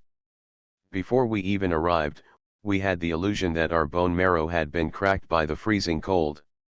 Snow-white ice climbed all the way up the stone wall. The stone wall cracked and cracked on both sides. In almost a moment, the cold air was pushed from behind to in front of him.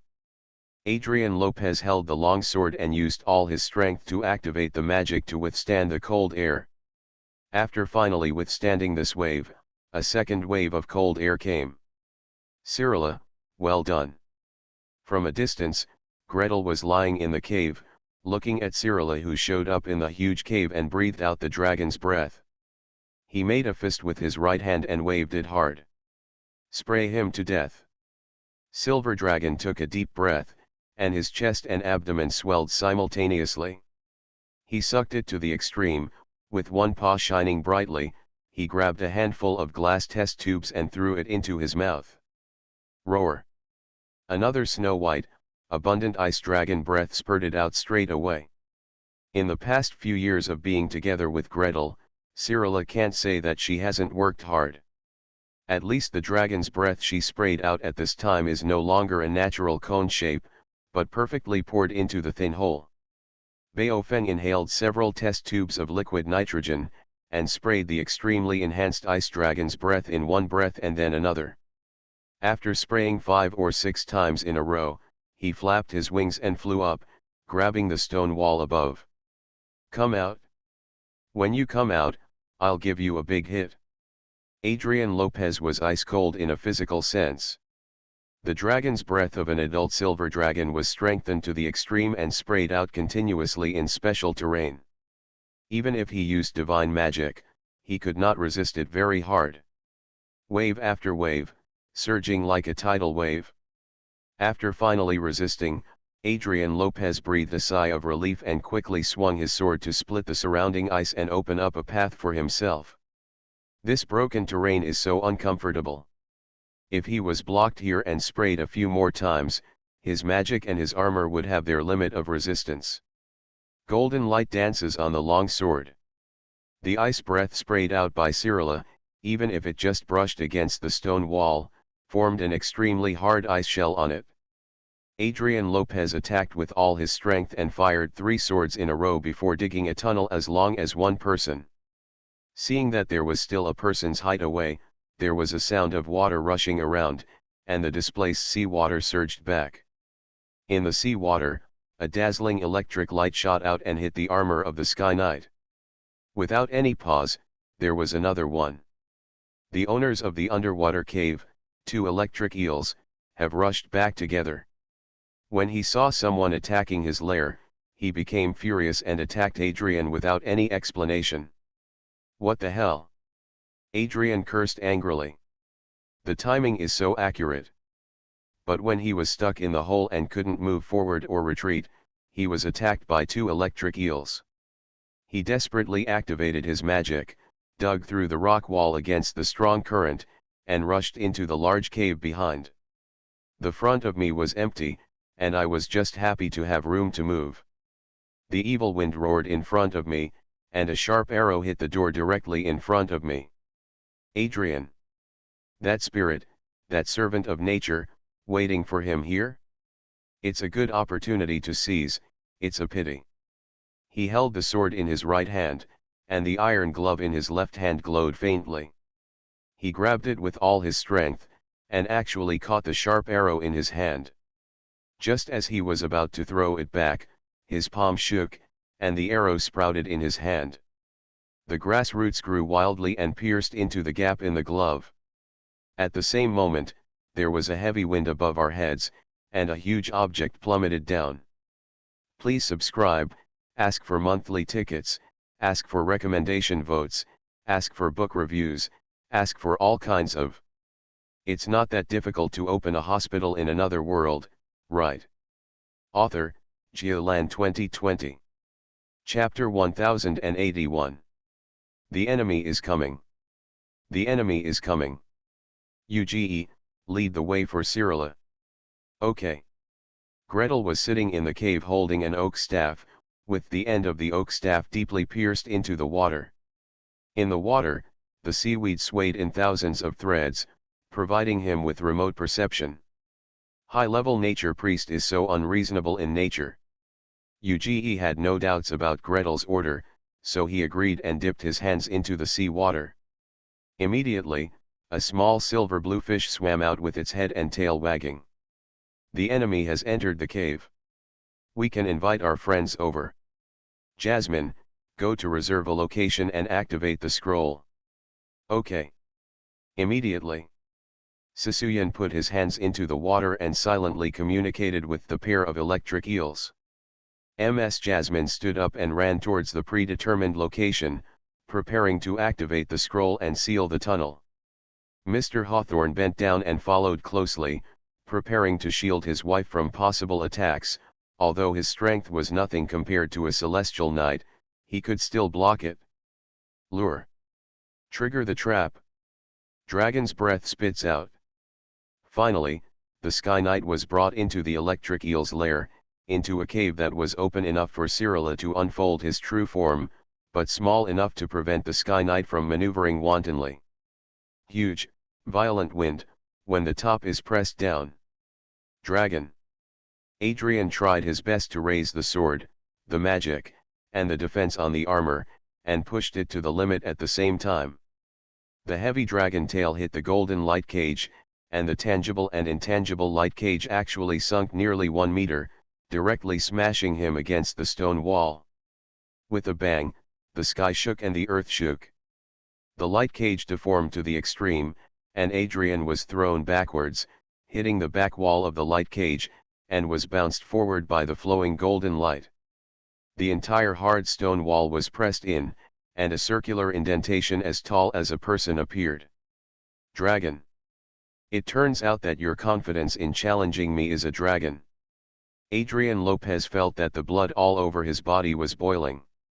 It's not like the glorious Holy See has never challenged evil dragons.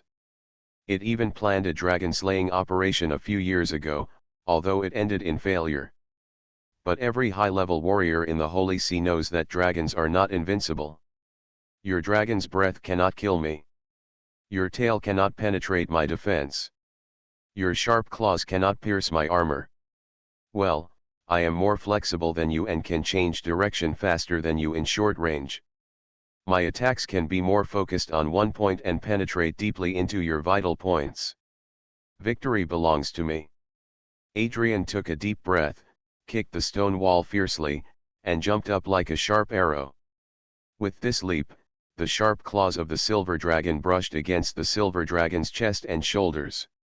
Stand on its back. That is the least likely direction for dragons to attack, and it is also the safest direction. Roar. The silver dragon's slender neck followed and turned, but it didn't have time to keep up with his movements. Adrian was secretly happy in his heart, gathered his strength, the flames on his sword shone, and he stepped into the void.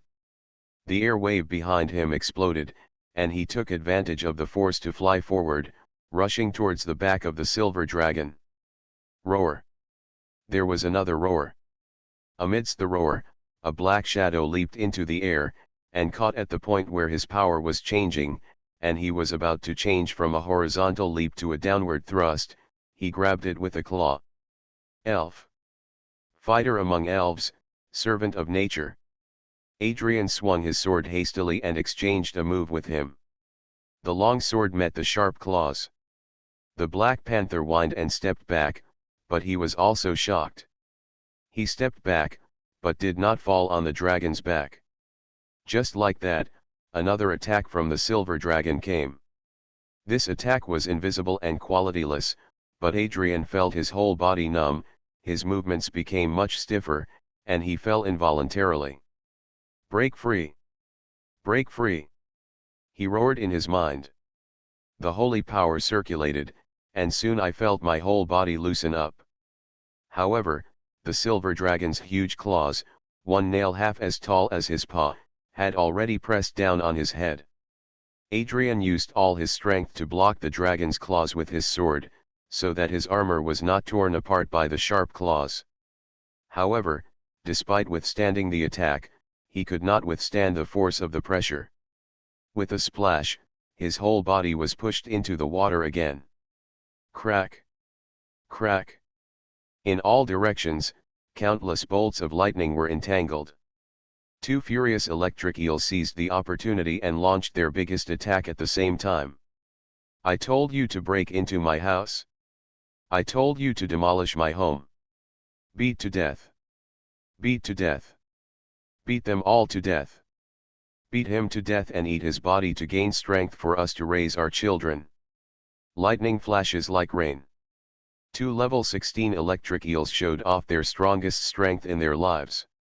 However, this time, the runes on Adrian's armor were only half lit up with difficulty. Half is enough. Adrian prayed silently to maintain the defensive strength at just enough level. His body was a little numb, but it didn't matter, he could still withstand it. Facing a dragon, an adult silver dragon, and other enemies lurking in the darkness, every bit of his defensive power must be carefully calculated and used in order to escape unscathed. However, before he could finish his thoughts, his whole body felt numb.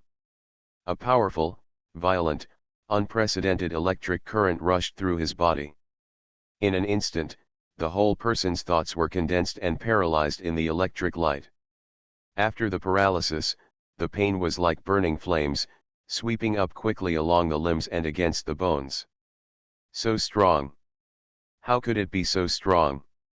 It's just lightning, it's just lightning. Who is the enemy hidden in the dark? Why did his attack power suddenly jump by more than one level? Electricity and light interweave vertically and horizontally. Electric eels don't understand what taking a break means. They will only take advantage of the opportunity when the enemy does not fight back to attack as hard as possible. In the cave in the distance, Greed held the superconducting suit tightly in one hand and a small coil group in the other hand. There is one coil on the left and 100 coils on the right. It is a concrete and micro transformer. In other words, it is a transformer concept. Hold the transformer in the palm of your hand, raise one finger, and point to the water. Crack. Another ray of silver-white lightning shot straight into the water. Follow the direction locked by your mental power and run towards the enemy's armor. Mixed in the grid woven by two electric eels, it seems inconspicuous. Well. Adrian's body stiffened again. The numbness, pain, and burning came again. He watched helplessly as a giant claw broke through the water and clawed at his body. Courage! The Sky Knight shouted loudly and raised his sword with all his strength. Under the dark water, a furious wave exploded, almost blocking the silver dragon's claws. The strongest and most powerful hind claws pressed down, and finally did not sink into Adrian's chest, but only tore off a piece of armor on his shoulders. The next moment, the silvery white power grid flashed and intertwined in the sea water, and it suddenly condensed into a ball. Light and fluttering, seemingly slow but actually fast, it penetrated the damaged part of the armor and hit Adrian directly. Ah! The Sky Knight twitched his body and opened his mouth like a fish out of water. In the screams that only he could hear, he saw the sharp claws of the silver dragon grabbing at him again. Don't think you won. Under the water, Adrian's face was twisted, almost ferocious. He had given up controlling the long sword anyway, his spasmodic fingers were tightly gripping the hilt, unable to break it open even with all his strength, and silently recited in his mind. Sacrifice. In an instant, a brilliant golden light lit up on the sword blade, the armor, the gems inlaid on the breastplate, and even the damaged areas of the armor. Wherever the golden light went, there was a crackling sound, and a thin piece of electric light was driven out. Adrian was sweating profusely and his face was distorted, but he jumped up. Judgment! He roared lowly and burst out of the water. In an instant, a pair of golden wings spread out from behind, taking him flying upwards until he reached the top of the cave. It's such a disadvantage being underwater. It's such a disadvantage in a tight corner. He wants to fly up and fly above the silver dragon. Only in this way can he avoid being pressed and beaten by the silver dragon. Golden light illuminates the cave. Adrian was condescending, overlooking the enemy. Almost immediately, he met a pair of green eyes. The elf who had just turned into a black panther and pounced on him, was now standing on the back of the silver dragon, steadily drawing the long bow. The bowstring was fully opened, and the translucent airflow was wrapped around his body. The moment he looked at him, he had already released his right hand holding the bow. The arrow leaves the string. Fly quickly. Explode. Adrian did not see it in the vast white light, and it was impossible for him to see it. The tiny electric light under the water turned into a bolt of lightning and shot directly in Greet's direction. He jumped up lightly, turned into a silver-white kitten, and fell into Greet's arms. Jumped onto Gretel's shoulders again, and together with him, stared closely at the battle above. Paralyzing breath. Ice breath. Dragon teeth bite. Dragon claws, dragon wings, dragon tail. The sword light struck vertically and horizontally, stabbing straight, slashing horizontally, slashing vertically, and slashing diagonally. Occasionally, it left a wound on the silver dragon's body, but most of the time it was slipped away. Cyrilla, come on. Cyrilla, you can do it?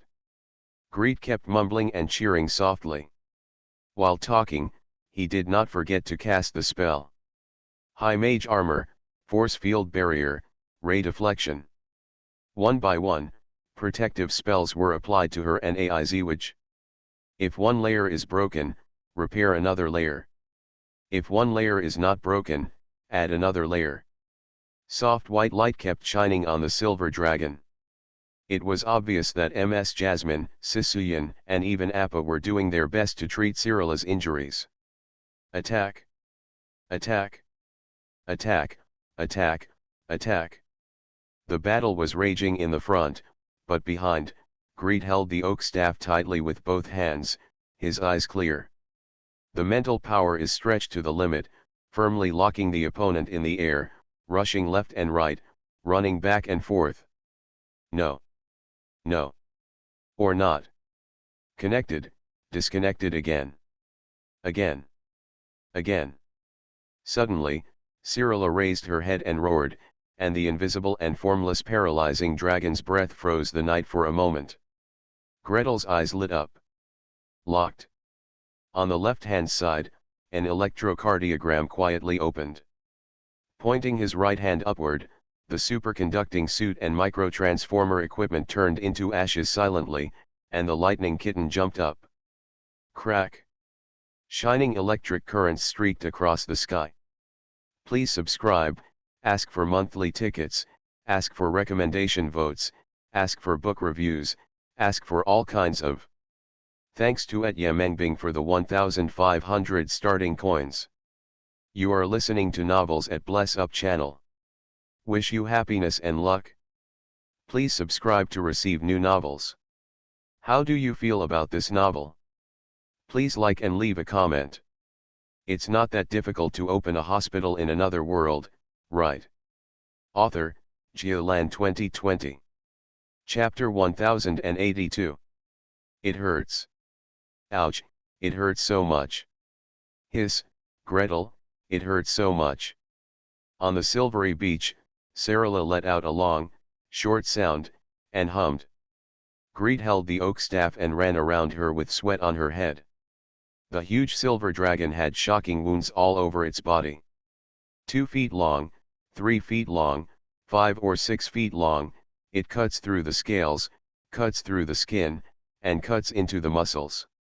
Just trying to sew up the cracks on those huge wings would take enough work to sew several quilts. There was no other way. As the strongest player in the team, Cyrilla was at the front and faced off against the Sky Knight. She is the largest, has the strongest defense, and has withstood the most attacks. Although Greed kept adding defenses to her, due to the level limit, she still couldn't catch up. The widest of those wounds was at least as wide as a palm. How deep is it? Greed knelt tremblingly on the dragon's back, stuck out his head, looked forward, looked down. Cannot see clearly. Cyrilla, please bear with it at this moment. The only thing that could comfort Gretel was that the knight who cut Cyrilla was probably the sword light extending from the long sword. In other words, the wound is narrow and there is less contamination. Even if Cyrilla fell into the sea several times and her wounds were soaked in a little sea water, with the dragon's strong body, it should not be infected. Moreover, Cyrilla reacted very quickly. Wherever she was cut, she turned around and breathed a cold breath to temporarily freeze the wound. Like this. Just bear with it, I'll treat you right away, Sister Uge. Sister Uge. Here to help. I want you to treat me, you can heal me well, and you can heal me without leaving any scars. Cyrilla continued to moan. Greed agreed without any words. Okay, I'll treat it. Just be patient and I'll treat it right away. Well, I'll treat this wound on your back first. Can you feel it? It's right here. Melt the ice away. The treatment has begun. The silver dragon lowered his head and remained still, but the ice near the wound began to melt quietly. Gretel took a deep breath, pointed at the deep and long wound in front of him, and raised the oak staff. Cure Fatal Wounds is activated, and white light scatters bit by bit, falling into the depths of the wound. Cleanse the infection. Soothe frozen cells. Improve cell vitality and promote cell growth. Broken blood vessels, broken muscles, broken nerves, give me speed to connect them. Oh, it hurts, it hurts. Okay, Sarah, bear with me. After a complete cure fatal wounds, the 5 to 6 feet long, palm wide, and at least 1 arm deep wound in front of me couldn't even be completely closed. Gretel was sweating on his forehead, assessing his own magic power. He could only squat down and pat the dragon's back gently. Shall I throw you a pain relief spell first? Can you restrain your magic power a little and don't resist too much? No. That kind of level 0 and first level spell, no matter how hard I restrain it, it's useless. Then, wait for me to look through the healing potion. Far, far away, Mr. Hawthorne craned his neck to watch Gretel try his best to coax Miss Silver Dragon. After watching it for a long time, he complained to his wife in a low voice. Hey, it's not that serious, right? It's a bit incredible for these two people, one complaining and the other coaxing. Given Silver Dragon's size, an injury of this magnitude to her would be equivalent to just a few cuts on her body, right? It hurts, it does hurt a little bit, probably to the point where you make an ouch when you move, and another ouch when you touch something. Seriously? Do you need Gretel to run around in such a hurry? Need all the treatment you can? Please, for the Dragon Clan, it should be fine if they have a full meal and a good sleep. SHH. Ms. Jasmine gave her husband a hard look. This big idiot doesn't even know how to wink. Don't ask, just ask because Miss Yinlong wants to act coquettishly. Cyrilla was injured, her back hurt, her legs hurt, and her wings hurt. She had to be kissed and touched by Gretel before she could get up. If you are in pain, otherwise, just eat a silver ingot. How many more? I'll give you my share. I'll give you my share. Tu Ashu Isong approached Cyrilla, smiled and touched her scales, and a shimmering light condensed on her hand and sank into her body. Following that, Sisoyan also walked over, 1 foot higher and the other lower, and saluted her. Dear Miss Sarah, thank you for your selfless assistance. I will not take any of the spoils from this battle or the previous battles. Even so, it cannot compensate for your efforts. Oh, this is not fair, everyone should have one share. Just thank you for saving my life. I'm going to comfort the pair of electric eels. I wish you a speedy recovery. Sisoyan bowed again and walked quickly to the seaside. Behind him, Gretel had already waved his hand and placed a pile of silver ingots on the beach. Eat, eat, eat, you will feel happy and your wounds will stop hurting, right? The silver dragon chewed the silver ingot. Click, click, click. While chewing, he lay down lower and flicked his tail slightly. A thin mist began to rise from the wound. Well, Silver Dragon himself can also heal, and the level of healing is quite high. Taking into account the difference in levels and the difference in magic power reserves brought about by the super large size, Cyrilla's healing amount is at least equal to several hundred greats. Well, we need to digest the silver and fill it into the scales. Next time, an attack of this magnitude will never hurt me again. Snort. Boss, boss. There was a crash, and Appa came out of the water with a corpse on his back and rushed over. On the back of the silver moon deer, Bernard held a long sword in one hand and pulled the belt on the corpse's armor with the other, fearing that the upturned armor plates would pierce the deer's skin. Boss, when will you be free to deal with it? I can't open this lock. Silver Dragon turned over on the spot.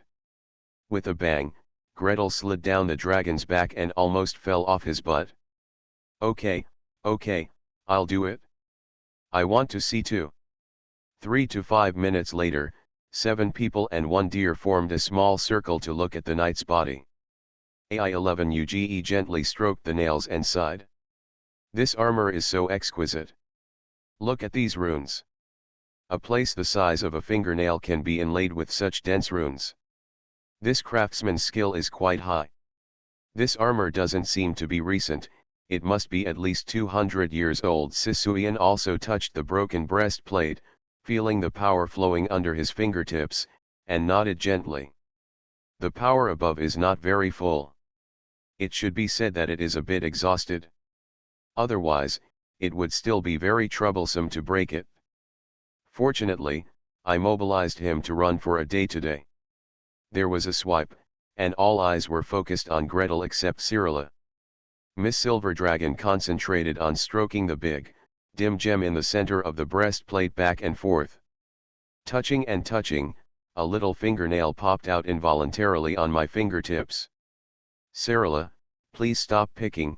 Greet saw it at a glance and quickly stretched out his hand to pull her.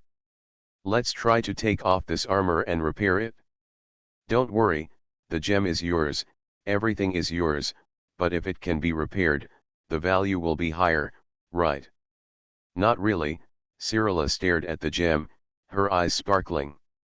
The metal used in this armor is very good, I want to eat it. If you want to eat it, you have to peel it off first. You're covered in the smell of corpses, so you're not allowed to wash it off. Gretel talked hard and coaxed her in every possible way, and then she pushed Sarah aside, and gave her the long sword to play with. Well, there is also a diamond inlaid on the hilt of the sword. It is quite big and should be able to coax her for a while. After coaxing him, he started studying the armor. The Sky Knight's armor seems to have its own mechanism, firmly attached to the original owner's body, and cannot be untied no matter what. Bernard pulled, dug, pulled, and pulled with all his strength, but he could only drag the body together and let Gretel think of a solution. If this cannot be solved, the only option is to cut the body into pieces and take it out from the collar or other openings. Gretel touched it up and down, and finally put his hand on the topaz. Meditate, concentrate, and inject healing power. The gems lit up and the armor remained motionless. Gretel thought for a moment, adjusted the mode, and prayed silently in his heart. The great Lord of Glory? Maybe it will take the holy power of the Glory Holy See to unlock it? Maybe, people don't want to eat the holy power of the natural God religion? I don't know if the armor is recognized by my temporary impersonation. After all, it is just a thing, not that smart. While chanting, he injected healing power.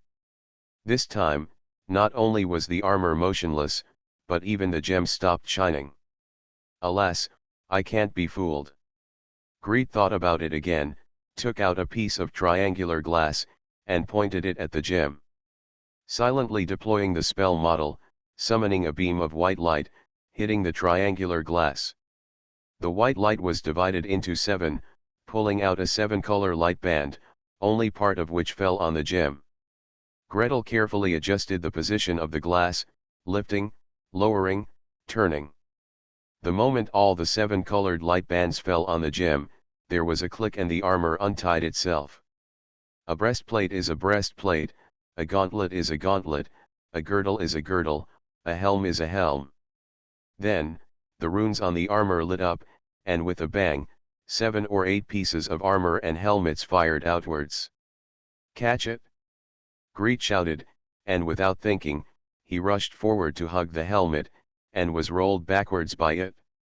Bernard also hugged one of them desperately, staggered a few steps, and sat down. Ashmoonsong, the Hawthorns, Sisuyan, and others each struggled to grab the parts in front of them.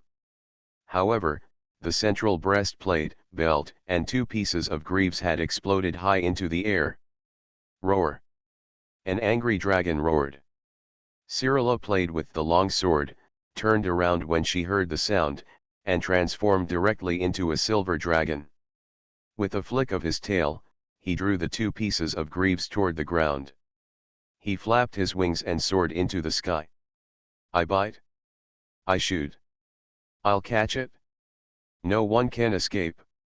The armor is mine, the runes on the armor are mine, and the gems on the armor are mine. It's all Cyrilla's. Please subscribe, ask for monthly tickets, ask for recommendation votes, ask for book reviews, ask for all kinds of. It's not that difficult to open a hospital in another world, right? Author, Geoland 2020. Chapter 1083. A long sword, inlaid with a white diamond, a ruby, several small sapphires, tourmalines, and amethysts. The scabbard is inlaid with a white diamond, a ruby. Hide this first, and play with it slowly. A dagger, inlaid with a white diamond, a sapphire, a dagger sheath inlaid with several amethysts. Hide this one too, and play with it later. Helm, breastplate, shoulder armor, arm armor, wrist guards, iron gloves, belt, skirt armor, greaves, combat boots. It stinks. Gretel, help me wash it. Greet rushed over, summoned water, and poured it down. Cyrilla jumped a little further and covered her nose. This guy hasn't taken off his armor for who knows how long. It really stinks. Well, this armor is damaged. Put it away first and see if it can be repaired later. Even if it can't be repaired, don't delay eating. Gretel gave her a ghostly look. Miss, are you really planning to eat all this armor? What a waste. Otherwise, I will sell this set of armor back to the council and exchange it for precious metals of equivalent value. Okay. Anyway, what you want is metal, and to the council, the runes, inlays, and even the design on this armor, as well as the divine magic contained in it, are extremely valuable. A personal necklace, set with a large ruby. Come and see, Gretel, this ruby is really big. There is a snake coiled outside the ruby, and the scales of the snake are all opals. It's so beautiful. Greet stretched out her head and saw Cyrilla holding the necklace, unable to put it down. The pendant rotated slowly, and her face also rotated with it. Her shining silver blue eyes were almost reflected in deep purple by the ruby. This heavenly knight is not very honest. I remember where I heard that in the teachings of the glorious God religion, snakes are devils that lure people into depravity. He also wears a snake-patterned necklace close to his body. Is it because of his lack of faith? Pious, or is the origin of this necklace shady? Maybe they were robbed. AI11UGE also came over and took a look. It's not the style and method of elves, it should be made by humans. Maybe it's the equipment of a magician in the council? Was he snatched it away and kept it for himself? Gretel, please try to identify it and see what spells are attached to this pendant. For this identification technique, I just memorized a spell model T. Gretel bit the bullet and used the identification technique.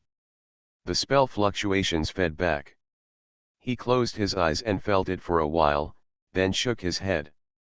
I can't identify it, I can only confirm that it is attached to some kind of spell. The strength is probably between 5 and 6 rings, but I can't tell which one it is. It feels very obscure. Let me try. He took the necklace from Cyrilla and followed the teacher's instructions on how to leave a mark on the magic equipment and penetrate it with his spiritual power. The spell configuration in the gem is like a maze, three-dimensional, divided into countless rooms, and they are connected to each other. Greet's mental power searched for a long time before he found a group of unusually condensed power and began to grind it bit by bit. The level 18 Heavenly Knight's mental imprint is so firm, after grinding for a long time, he only wore off a little bit. Sure enough, he is still too weak. Compared to the level 18 Heavenly Knight, there is not a slight gap. Half a bit. Gretel went from opening his eyes to closing them, from standing casually to standing with his head bowed, to sitting down unconsciously. Cyrilla also stopped shouting and squatted next to him with concern, staring at his face without blinking. Don't be too reluctant. If you can try it out, just try it. If you can't try it out, just leave it for now. Anyway, I don't want to use it right away, I just look at it for fun. Gretel no longer had the strength to distract herself from her murmurings. The mental power turned into a sharp cone, a steel knife, and a will saw, attacking the Sky Knight's spiritual brand over and over again. With every impact, some debris would fall from the shining white mark, but his own mental power would break, grind, and fall even more. Fortunately, I can still meditate. After meditating for a moment, the broken mental power will return to its original state and become one with your original mental power. The brand in the pendant will eventually disappear after losing the support of the original owner. Gretel held his breath and concentrated on attacking the brand again and again, unaware of the passage of time. The silver moon gradually fell to the west, and the sky became brighter little by little, until a ray of bright gold reflected on the sea, and he suddenly raised his head. All right. He raised his head, raised the pendant, and lifted it outward. In an instant, the ruby shone brightly, and the small snake coiled around it seemed to come to life and suddenly began to grow in size. 1 time, 2 times, 10 times, 100 times. The movement was so great that even the small snake coiled around Greet's oak staff turned from reality to reality and appeared to look around. After looking at it for a moment, it shot forward with a swipe, coiled around Gretel's shoulders, and began to grow in size. Are you big? Or am I big? Don't make trouble, Greet couldn't laugh or cry. He stretched out his hand to caress the top of the little snake's head and pressed down hard. The little snake with black stripes on a white background hesitated and shook its body, conveying waves of dissatisfaction. You have another snake. Master, you have another snake. I'm not your only snake anymore. Bad master. That's not a snake. That's just a magic item. Go back. Gretel scolded and comforted him for a while before pressing the little snake back. Beside, Cyrilla had already shouted in joy. So many. So many, many, many. The little snow-white snake, inlaid with pieces of opal, has turned into a snow-white python, with only the tip of its tail still remaining in the ruby. Opening his mouth, a lot of items poured out with a clattering sound and a clanging sound. Silver. Gold. Silver bowls, silver cups, silver plates, silver pots, silver spoons, silver forks, a complete set of tableware, wine sets, tea sets. Gold bowls, gold cups, gold bracelets, gold necklaces, gold rings, although they don't look that good, they look like native craftsmanship, but they are all made of gold. A foot-high golden statue, a palm-sized emerald relief statue, gold feathers, a golden frog, a blanket mixed with fine and dense gold threads, a knight's cloak embroidered with gold and silver threads. This guy is really rich. It was probably scraped at the governor's palace in Pelu. The natives there have a lot of gold. He is a master, so he must get a share. And it's a big share. When the giant python started spitting out the collectibles, the hawthorns and Bernard automatically took a few steps back, and then a few more steps, making sure to get to a position where even the rolling gold and silver coins could not reach their feet. Several people whispered to each other. You are so rich and you still want to rob us. You said, even if you hand over these collections, the lost goods will even out the accounts, right? That's right. You still have to go to war to find us and beat us to death. Look, have you lost your life? Hold head high. Appa also raised his voice and shouted. Bernard turned his head and patted the silver moon deer's neck. Appa, don't you think so? You also agree, right? Appa called out again, his gentle, almond-shaped eyes fixed on the snow-white python. The python's body squirmed, its mouth opened, and it suddenly spit out a large amount of stuff. Unicorn! Ashmoonsong exclaimed. She rushed up, squatted down, and caressed the unicorn's body. From her fingertips to her ears, it was trembling slightly. Nana! This is Nana! It can't be wrong. I also combed her hair and braided her hair. I hung the agate on the braid. How did she die? How did she fall into the hands of this person? The elf forest guard turned over the unicorn's body with a strong force of both hands. Under the gaze of everyone, a black spot as big as a fist suddenly appeared on the unicorn's belly. The center is charred and hard, and even looks a little carbonized, as if it has been burned. With trembling hands, Ashu Isong peeled off the unicorn's hair and looked to the side bit by bit. The edges of the dark spots gradually become softer, and many blisters are distributed on the surface. Further away, the black gradually dimmed, but did not disappear, filling most of the abdomen.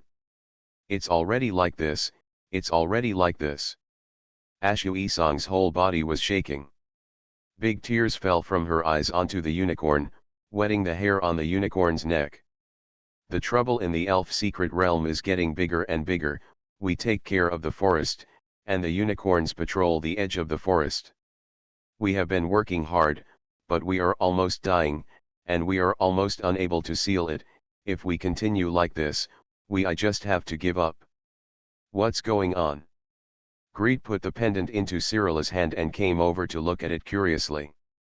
Seeing the scars on the unicorn's abdomen, he looked serious and pulled Ashu Edge back. Don't touch this wound, be careful of getting infected. What's the situation in the elf secret realm? Can I help? Ashu Edge was pulled back 2 steps by him. She was in a daze and kept staring at the unicorn on the ground. Greet asked again, and then she slowly shook her head. I'm afraid you can't help. You're only level 11.